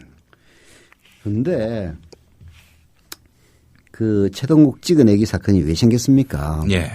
이거는 너무나 간단하거든요. 예. 그게 국정원의 대선 개입, 예. 그리고 경찰청의 은폐 조작, 예. 이 사건을 수사를 해서 예. 기소를 했단 말이에요. 예. 구속은 못 시켰습니다. 황교안이가 방해를 해가지고. 예. 근데 이게 지금 재판이 진행되고 있습니다. 예. 그리고 이제 재판이 진행되는 도중에서도 검찰은 수사를 계속합니다. 네. 계속 보완을 하기 위해서. 예. 그러다 보니까 점차 이제 그 핵심이 지금 드러나고 있는 중이었죠. 네. 국정원 대선 개입 재판 진행되면서 국정원과 경찰 그리고 새누리당의 연결고리가 지금 계속 밝혀지고 있지 않습니까? 특히 예. 통화 내역. 예. 권영세와 서상기 그리고 국정원 2차장 차머시기하고 저기 권영세의 통화 그다음에 김용판과의 통화 이게 쫙 드러나면서 이번 국정원 대선 개입은 단순히 원세훈이의 자작극이 아니라 새누리당과 원세훈 그리고 그 이하 2차장 3차장 똘마니들 그다음에 경찰청의 삼각 커넥션이라는 점이 계속 재판 과정을 통해서 드러나고 있었단 말이에요. 예. 자, 그게 왜 그랬습니까? 결국은 최동욱 특수통인 최동욱 검찰총장이 총장으로 들어서면서 그 수사팀으로 꾸려진 그 수사팀이 제법 꼼꼼하게 수사를 했기 때문에 그런 일이 생긴 거란 말이에요. 그렇죠. 아니, 이건 유기준 새누리당 최고위원도 그런 말을 했습니다. 그 지난 대선 당시 인터넷 댓글 문제 이걸로 인해서 결국에는 내보내려고 한 거 아니냐라는 그 평가를 본인이 했어요. 그리고 선거법으로 기소를 한다면은 선거법 위반으로 기소를 한다면은 박근혜의 정통성에 쾌선 마크를 다는 것 아니냐. 바로 그 말이었습니다. 예. 제가 그 말을 좀 찾고 있는 중이었는데. 네. 예. 바로 그 얘기입니다. 예. 그래서 아마 벌써부터 최동욱이 보고 나가라고 했을 거다. 네. 예, 그런 얘기를 했었죠. 그렇습니다. 일주일 전부터 사퇴를 종용했다고 했는데. 이게 앞으로 아마 더 됐을 것이다. 그 전부터 계속 이야기했던 것 같은데 최 총장이 버티고 있었던 것이다. 이 유기준 최고위원의 말이었습니다. 그렇죠. 그러니까 재판 과정을 통해서 더 직접적인 증거들이 나오기 시작하면은 그야말로 18대 대선 불복마저 야당이 불복할 수 있는 그런 사태가 본격화할 수 있는 그런 시점이었어요. 그래서 더 이상의 국정원 대선 개입 증거들이 공개되는 것을 막아야 될 그런 시급한 과제가 박근혜 정권 앞에 놓여 있었고 예. 청와대가 조급하게 무리수를 두어가면서까지 최동욱이를 제거하려고 작전에 나선 것은 바로 이것 때문이었다는 얘기죠. 네. 더 증거가 드러나면은 네. 그야말로 빼도 박도 못하게 부정선거를 했던 사실이 밝혀지고 그로 인해서 박근혜 퇴진운동이 본격화하는 것이 두려워서 최동욱이를 사전에 찍어내려 했다. 네. 이런 얘기입니다. 예. 제 얘기가 아니라 예. 오늘 그 한겨레신문 정석구 논설위원이 쓴 칼럼에 나오는 얘기예요. 그래요. 걱정이 되는 부분은 뭐냐면은 결국 이렇게 돼서 최동욱 총장이 아웃된다면은 국정원 대선 개입 이거 재판에도 영향 분명히 줄 게 분명합니다. 뭐 재판부는 이제 외압에 흔들리지 않고 오로지 증거만을 보고 재판하겠다 이런 얘기를 했다고 또 하더라고요. 네. 근데 이제 당장 이게 참 미묘한 시점입니다. 내가 보기에는 이게 결국은 박근혜 정권과 그 주변에 있는 공안통들의 작전은 실패할 것 같아요. 예. 자, 이게 아무 탈 없이 예. 빨리 검찰총장을 제거하고 예. 자기들 입맛에 맞는 예. 검찰총장을 인선을 해서 예. 청문회를 거쳐서 예. 임명을 해야 돼요. 예. 그래서 그 새로 박근혜에게 충성하는 검찰총장이 지금 수사팀을 싹 교체를 하고 예. 이게 말하자면 김용판과 원세훈을 기소한 수사팀을 싹 교체를 해가지고 네. 슬슬 물타기를 해야 되는데 네. 그러려면 시간이 최소한 한두 달 이상 걸립니다. 예. 그런데 지금 재판은 계속 점입가경으로 가고 있거든요. 예. 그리고 지금 현재 원영판이란다. 김용판. 아니 원세훈 김용판을 합쳐서 원판이라고 그러더라고. 원판 수사팀은 예. 이제 더 열을 받는 거죠. 그렇지. 아니 우리가 뭐 이 정권에 위해를 주려고 했어. 아니 고소 고발된 사건을 가지고 수사를 하다 보니까 재상이 드러나가지고 기소한 거고 그것도 구속하지 말라니까 구속 안 했지 않습니까? 근데 왜 지랄이야? 누구나 그렇게 생각할 수 있을 것 아니에요. 네. 그래서 지금 오히려 이빨을 악물고 수사를 할 가능성이 높습니다. 그러면은 예, 우리 박근혜 대통령께서 걱정하시는 일들이 더 가속화되는 거죠. 근데 어제 한국일보하고 인터뷰했던 한 그 형사 단독 판사는 소신 있는 형사 판결은 혐의 입증을 위한 검찰의 집요함과 피고 측 변호인의 논리적 방어가 전제돼야 가능하다. 현 상황에서 어떤 검사가 집요하게 국정원 사건에 덤벼들지 의문이다 이렇게 말을 했습니다. 그리고 검찰은 믿을 만합니까? 이제 제가 보기에는요. 예. 아무리 열받는다 하더라도 그 열받는다 하면 검사로서의 자존심 정도지 그게 뭐 법과 정의를 세우기 위한 국민의 검찰의 어떤 본령을 지키기 위한 그런 목적일 것인가. 너무 비관적으로 볼 필요도 없어요. 왜냐하면 예. 검사나 판사들을 함부로 못 대하는 이유는 예. 이 사람들은 그만두고 나가면 변호사 그냥 하면 먹고 살 수 있거든요. 예.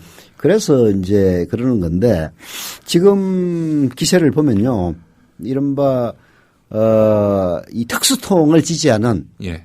이게 이제 쉽게 얘기하면은 이제 원칙주의자들 검사들은 뭐 쉽게 물러서지는 않을 듯한 그런 기색을 보이고 있습니다. 그 예는 오늘 한국일보 기사를 보면 알 수가 있는데요. 네.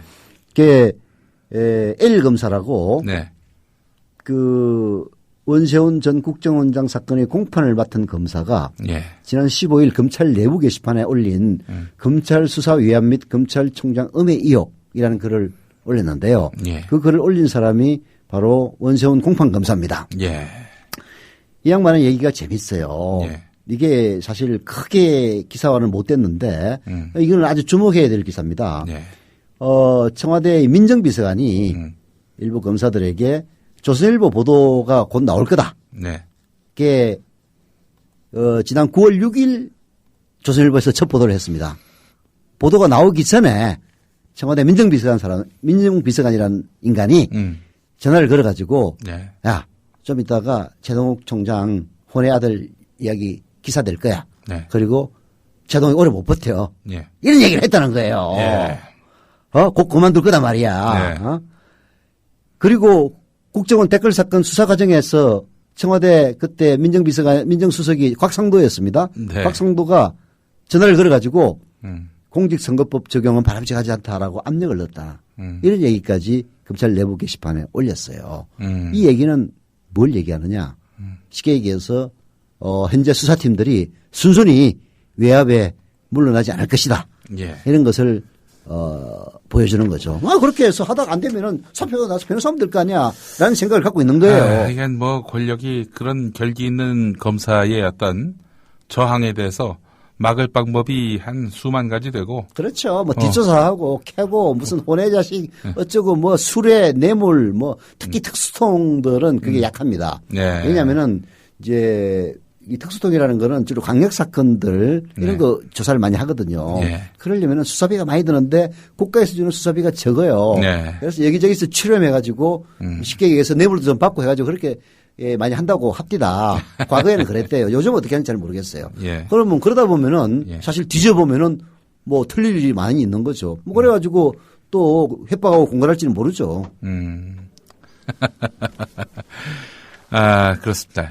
그러니까 정말 걔네들이 사정없이 권력을 가지려 했던 거예요. 그래, 국정원동원 해가지고. 그러니까 사실은 검찰이 어딥니까? 네. 이명박이 때는 국정원이 아니라 검찰이었어요. 네. 물론 이제 정권이 지나고 나서 보니까 뒷전에서 국정원이 온갖 행패를 다 부렸다는 사실이 정권 지나고 나서 드러났지만은 그 절정이 대선 개입이었지만은 그때 당시 이명박 검찰은 얼마나 욕을 먹었습니까?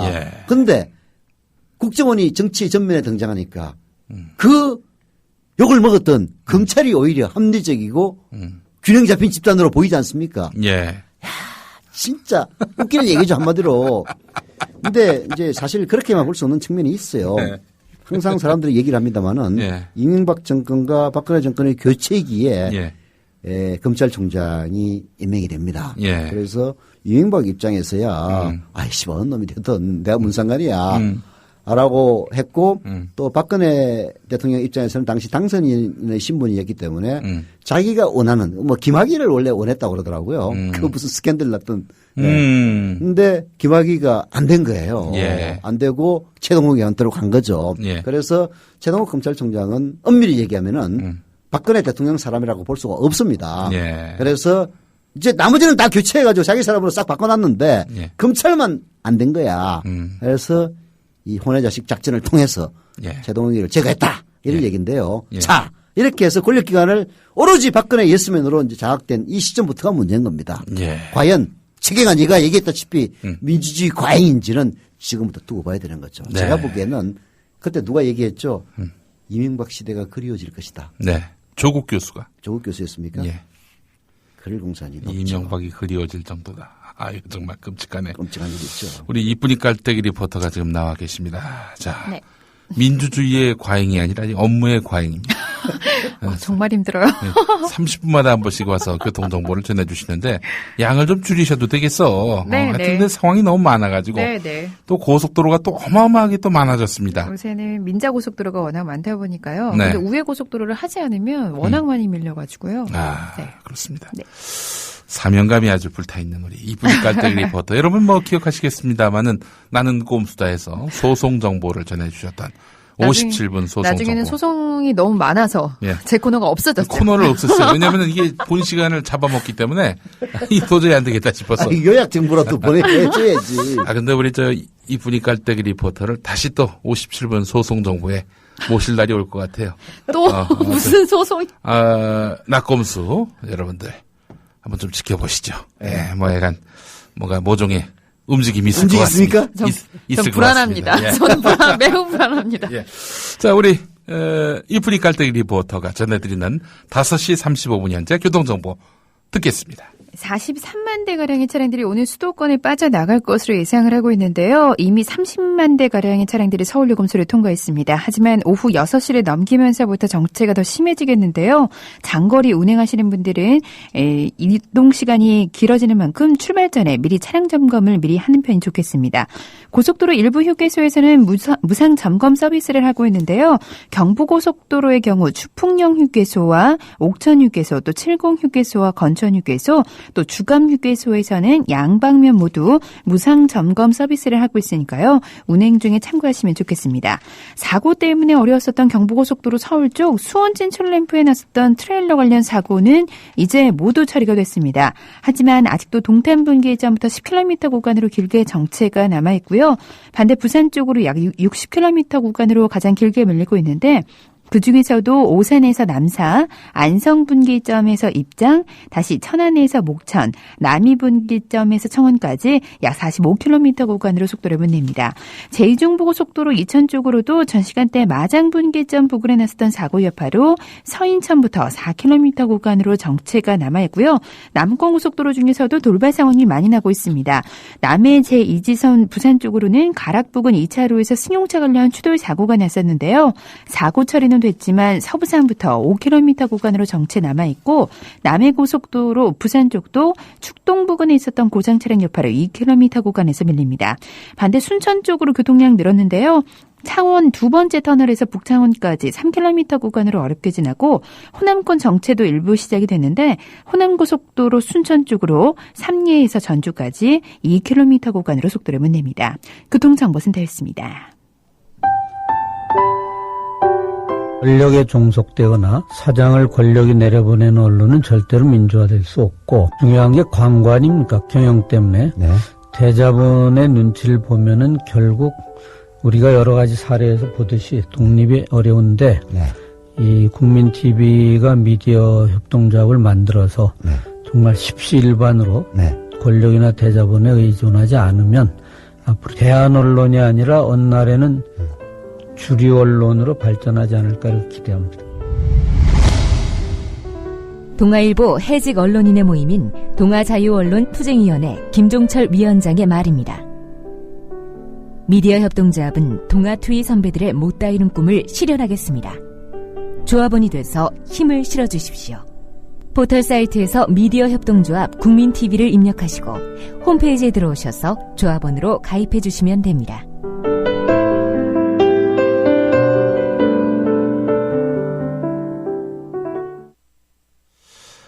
우리 김종철 동아투이 위원장, 예.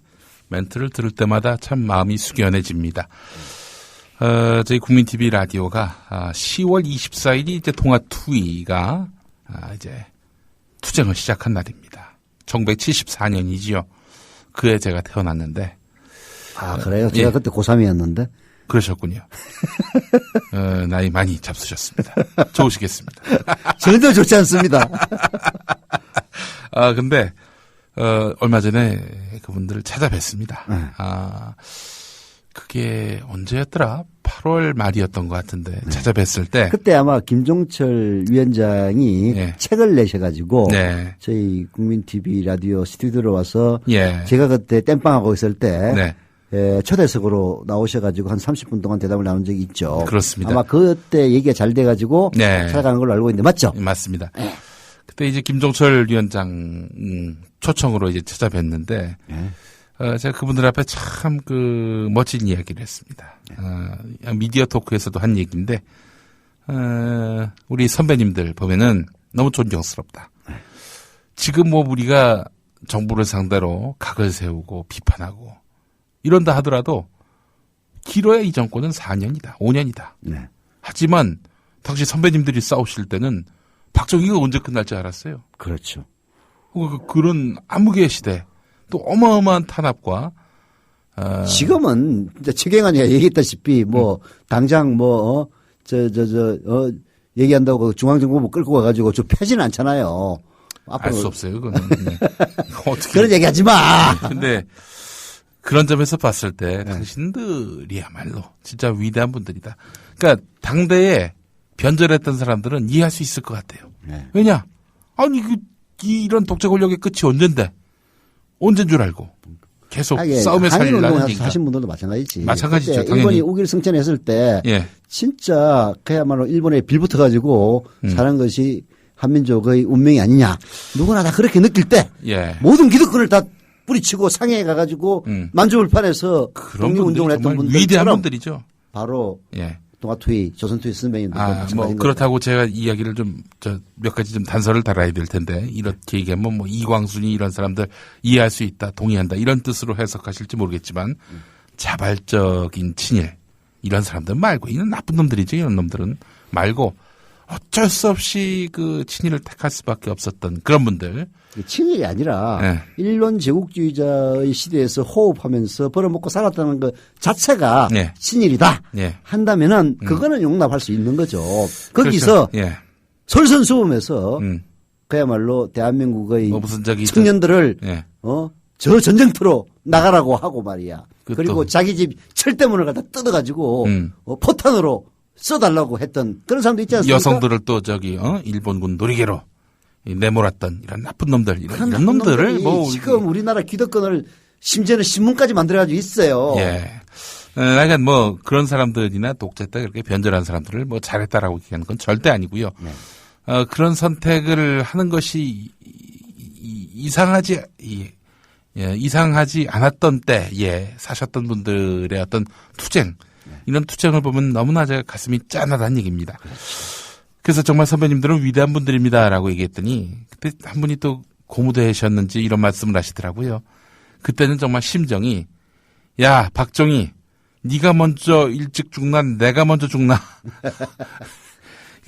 그걸 겨루자 뭐 이런 마음으로 싸우셨다는 거예요. 아이고 정말 참 그 생각하면 일이죠. 네, 바로 그 딸이 지금 대통령하고 있지 않습니까? 글쎄 말이에요. 그러니까 이분들 특히 70년대 때 이 학생운동했고 또 그 시대를 살아면서 민주주의를 희구했던 분들은 그 어느 때보다도 기나긴 멘붕의 시대를 지금 살고 있습니다. 아니 그렇게 열심히 싸워서 우리나라를 민주주의의 한 정말 어느 궤도 위에 올려놓았다고 생각을 했는데 아니 그의 박정희 딸이 지금 집권을 해. 참나. 어처구니가 없는 거죠. 그분들의 멘붕을 또 이해를 못할 수 없겠습니다만은. 자, 하여간 그렇습니다. 김종철 위원장의 스파스를 듣고 저희가 한 5분 동안 장광설을 들어놓았는데. 근데 뭐. 쉽게 얘기해서 조합원 되시란 얘기입니다. 그렇죠. 예. 그리고 또 저런 얘기도 있었다면서요. 예. 그때 그 동화방송을 예. 한번 재연해보자. 그렇습니다. 예. 10월 24일 날 저희 국민TV 라디오가 DBS 동화방송 당시 투쟁하셨던 우리 이 동화방송 동아일보 지금 동화방송 동아일보 말고 당시 74년도 네, 그때 동화방송에서 시작했습니다. 사실은 동아 자유언론 투쟁 벌였던 분들을 기념하는 방송을 저희가 하루 종일 국민TV 라디오를 통해서 이제 방송할 예정입니다. 동아투위의 정신을 이어받는 국민TV 라디오, 국민TV가 되겠습니다. 여러분 조합원으로 함께 하시고요. 이 어려운 시대 이 언론을 바로 세워야 우리가 정말 새로운 세상에 대한 꿈을 현실화시킬 수 있습니다. 국민TV 미디어 협동조합 조합원으로 가입을 해 주시기 바랍니다. 2만 명의 동지가 이미 여러분을 기다리고 있습니다. 빨리 3만 명 가야죠. 네, 글쎄 말입니다. 자, 최동국 총장 얘기하다가 말았습니다. 네. 근데 이제 박근혜 대통령이 집권을 했고 또 새누리당이 지금 국회 과반을 차지하고 있는 이런 상황 아닙니까? 예. 과반이 무너졌다가 이상한 정당 있지 않습니까? 선진당과 이제 합당하는 바람에 과반 넘었죠 또. 예. 네, 이런 이제 상황인데 오늘 시사인을 보니까요. 예. 이번 주 이게 대한민국의 우경화에 대한 여론조사 결과가 나와 있었어요. 예. 사실 참 심각한 문제입니다. 예. 전국 1000명의 19세 이상 남녀를 대상으로 RDD 전화 면접 조사를 했어요. 예. 미디어 리서치에 의뢰해서 9월 7일부터 8일간 했는데 박근혜 대통령과 주요 정당에 대해서 얼마나 신뢰하느냐 0점에서 10점까지 점수를 매겨달라고 했더니 박근혜 대통령의 신뢰도가 6.59점이 나왔습니다. 10점 만점 중에. 그렇죠. 그러니까 지금 박근혜 대통령의 지지율과 비슷합니다. 6.59점이라면 퍼센티지로 따지면 65.9% 아닙니까? 비슷하죠. 조사가 시작된 이후 최고 수치를 기록했다고 합니다. 과거 조사에서 이명박은 5점을 넘긴 적이 없습니다. 이명박은 2009년도에는 4.31점, 2010년도에는 4.97점, 2012년도에는 3.95점에 불과했고요. 박근혜 신뢰도는 새누리당 지지층에서는 8.18%입니다. 즉 새누리당을 지지하는 사람들은 박근혜를 81.8%가 지지한다는 얘기예요. 심지어는 민주당 지지층에서도 4.88%, 즉 민주당을 지지하는 사람들 중에서 48.8%가 박근혜를 잘한다고 이렇게 평가하고 있다는 얘기입니다. 정당 신뢰도도요. 새누리당이 지금 약진하고 있습니다. 5.20점을 기록했는데요. 지난해의 4.18점보다도 무려 1.02점이 늘어난 건데 이거는 퍼센티지로 따지면 10% 이상 늘어난 겁니다. 민주당은요. 오히려 3.94점으로 지난해 4.08점보다도 미세하게 떨어졌고 제일 중요한 것은 이석기 사건으로 논란의 중심에 선 통합진보당은 1.44점. 거의 신뢰하지 않는다는 얘기죠. 이야. 하여간 참 국정원과 장악당한 언론이 하여간 뜻을 맞추면은 못할 게 없네요. 근데 더 중요한 것은요. 언론기관 신뢰도입니다. 언론기관 신뢰도. 언론기관 신뢰도에서요. 1등이 KBS였습니다. 신뢰도. 네. 뭐 물론 이제 KBS는 전통적으로 신뢰도에서 1등을 차지하기는 해요. 예. 그런데 예. 언론 매체 신뢰도에서 여전히 KBS가 26.6%로 1위를 차지하고 2위는 10.2%의 조선일보였다는 사실. 이게 중요합니다. 신뢰도요? 예. 열동률이나 영향력이 아니라. 가장 신뢰하는 언론으로 조선일보가 2등, KBS가 1등입니다. 한겨레가 3등이에요. 이 얘기는 결국은 단순히 KBS나 조선일보가 혹은 지상파 언론이나 보수 언론이 왜곡 보도를 하기 때문에 예. 박근혜의 지지율이 높고 새누리당의 지지율이 높은 것만은 아니다. 우리 사회의 전반적인 우경화 현상, 즉 먹고 살기가 어려워지면은 거꾸로 우경화되는 이런 우리 사회의 전반적인 풍조, 이 문제에 대해서 진보개혁 진영이 고민하지 않으면은 다음 정권도 쉽지는 않을 것이다. 이런 시사점을 던져주는 거죠. 참 위기 때 또 난세의 영웅이 나타난다고 하는데. 네. 근데 재미있는 거는요. 예. 가장 불신하는 언론에서는 조선일보가 압도적 1위를 차지했습니다. 어쨌든 조선일보는 좋네. 화제의 중심에 서 있으니. 근데 아니 이도저도 아니면은 그거야말로 참. 근데 예. 그건 맞는 얘기야. 왜냐하면은 예. 가장 불신하는 언론 2위가 어딘지 아세요? 어디입니까? 한겨레 신문입니다. 결국은 조선일보는 그 반대편에, 한겨레 신문은 또 한겨레 신문이 반대편에서 지극히 불신을 받고 있다. 결국은 한겨레 신문과 조선일보가 말하자면 양 진영을 대표하는 언론이다. 이렇게 볼 수가 있는 거죠. 네. 아이고 참. 이제 우경화 현상이라는 게 결국은 그 최장집 교수도 그런 걱정을 했어요. 네. 자민당식 보수의 장기 집권. 이명박 때는 걱정을 안 했대요. 네. 왜냐하면은 이런 이명박 같은 이런 하류 중에 하류인 그런 보수가 뭐 집권을 해봐야 이명박 때뿐이겠지 이렇게 생각을 했는데 박근혜로 넘어가다 보니 그게 우려가 된다는 겁니다. 이게 이제 말하자면은 찌질한 북한 때리기가 사실은 이제 박근혜 정권을 지탱하는 저는 요소 중에 중요한 한 부분이라 생각을 하는데요. 네. 이 효과는 결코 오래가지 않을 겁니다. 그래서 저도 그렇게 봅니다. 네. 이게 무슨 4년 5년 그렇게 갈 문제는 아니라고 봐요. 근데 이제 그러나 사실 이렇게 우경화되고 보수가 부활하게 되면은 가장 신음하고 고통받는 쪽은 서민들입니다. 지금 당장 새누리당이 이런 식으로 개판을 치고 박근혜 대통령이 이런 식으로 약속을 어기는데도 불구하고 지지도가 높으니까 당장 국회에서 무슨 일이 벌어지고 있느냐. 경제민주화 완전히 재벌적으로 다 폐기되고 있잖아요. 네. 이렇게 되면은 서민들은 더욱더 살림살이가 팍팍해질 수밖에 없는 겁니다. 에도 불구하고 박근혜를 지지하는 이 아이러니는 결국은 국민TV와 같은 이런 대한 언론이 주류 언론으로 자리 잡을 때 비로소 해소될 수가 있겠죠. 네. 신발끈을 메고 다시 뛰어가야 됩니다. 예. 낙검수도 참여하고 우리는 뭐 전혀 기득권을 주장하는 사람 아무도 없지 않습니까? 예. 주변에 있는 모든 사람들이 와서 일을 하겠다면은 기꺼이 우리 자리를 물려줄 각오가 되어 있는 사람들이니까 모두가 힘을 합쳐서 새로운 대한 언론이 아니라 이제는 그 대안이 주류가 되는 그런 시대로 가야만이 우리 사회 전반적인 우경화를 막아내고 서민들에게 한 가닥 꿈과 희망을 줄 수 있다. 이렇게 보는 거죠. 그렇습니다.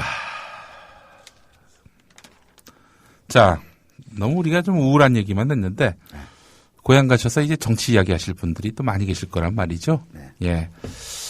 뭐 근데 사실은 집권 1년 차에는 야당은 암흑기입니다. 예. 그렇죠. 사실은 더 암흑기여야 하는데 국정원 댓글 공작이 드러나고 그것을 왜곡 수사 조작 결과 발표를 해서 박근혜가 당선됐다라는 것 때문에 오히려 코너에 조금 몰리고 있는 거죠. 예, 지금 그 국정원 댓글 사건 아무것도 아닌 것처럼 새누리당은 이야기하고 있는데 그게 진심이라면 참 큰일 날 사람들이 여당하고 있다라는 이야기를. 진심이 아니에요. 왜 최동욱이를 찍어내기 위해서 그런 무리를 하겠습니까? 자기들도 뭔가 양심에 캥기는 게 있는 거예요? 양심에 캥기는 게 걔들이 양심이 있겠어요. 양심이 없나? 양심이 아니라 이 사건이 조금만 더 진상이 드러나면은 국민들로부터 쫓겨날 수도 있다라는 위기의식을 느끼는 거죠. 그래서 어떻게든 여기서 스톱을 시키기 위해서 무리를 해서 제동욱이를 쫓아내려고 온갖 조사를 내는데 다른 데 걸리는 게 없으니까 예. 여자 문제를 긁고 넘어간 거 아닙니까? 참 치사하기 짝이 없습니다. 예, 정말. 자, 오늘 저녁에요. 저희 국민TV 라디오 저희 한가위 특집 방송 함께하고 계시는데 더도 말고 덜도 말고 한가위만 같아라. 이제 잠시 후 4부에서는 문희정 아나운서와 이재희 세 분이 나와가지고 여러분들과 또 2시간 함께 하시고요. 이재희 세 분 다 나옵니까? 예, 그렇습니다. 예. 또 이 완전히 채널 고정하셔야 되겠구만. 네, 그리고 저녁 8시가 가장 밀릴 시간이라고 합니다. 그래서 저희가 또 특별한 시간을 준비했습니다. 뭡니까?